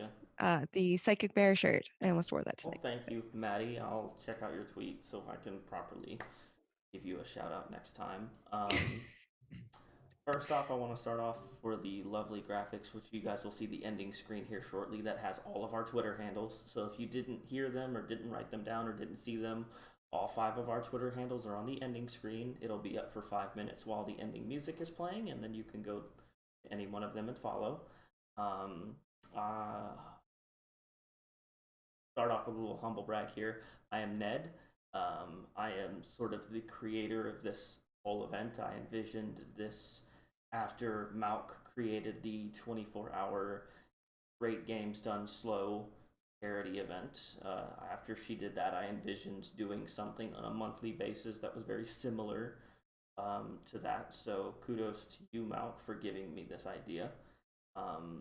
Right now, we are only doing 1 campaign a month because we don't have a second DM, but that is currently in the works. I have 2 applicants at this time. One of them is currently playing with us. I see. It's kind of a deal. And so right now we don't have a date for February yet, but as soon as we do, it'll be posted in the non-toxic gaming Discord, and also probably tweeted out as well. If you'd like to view my streams outside of non-toxic gaming, you can follow me at twitch.tv/Nedivar or on Twitter at Nedivar007, because 7 is the best number in the universe. I want to say that we raised on the website itself, it says $135, which is an amazing achievement. Plus whatever that we got on Twitch with bits and subs, which I think somewhere in the 170, 180, right? Or was it over 200? The last thing I've seen, Malk said we raised $205 at one point. $205. That is a massive amount of money. So thank you guys very much. I know that they're not available anymore, and I know you probably can't see them since the cameras are small, but we do have NTG patches. If they're available, I won't shamelessly, I will shamelessly pander you guys to get all of those. Every single bit of money that goes to those patches also goes to charity for each single patch. I forgot which one is which, though. So without further ado, if we don't have anything more to say, I want to thank every single person that was in the stream today. I want to thank all the lovely players, and of course, the so lovely GM, right? And I hope everybody has a good night. Thank you, Malk, for sending that patch out. And I bid you adieu, and hearts from Metz.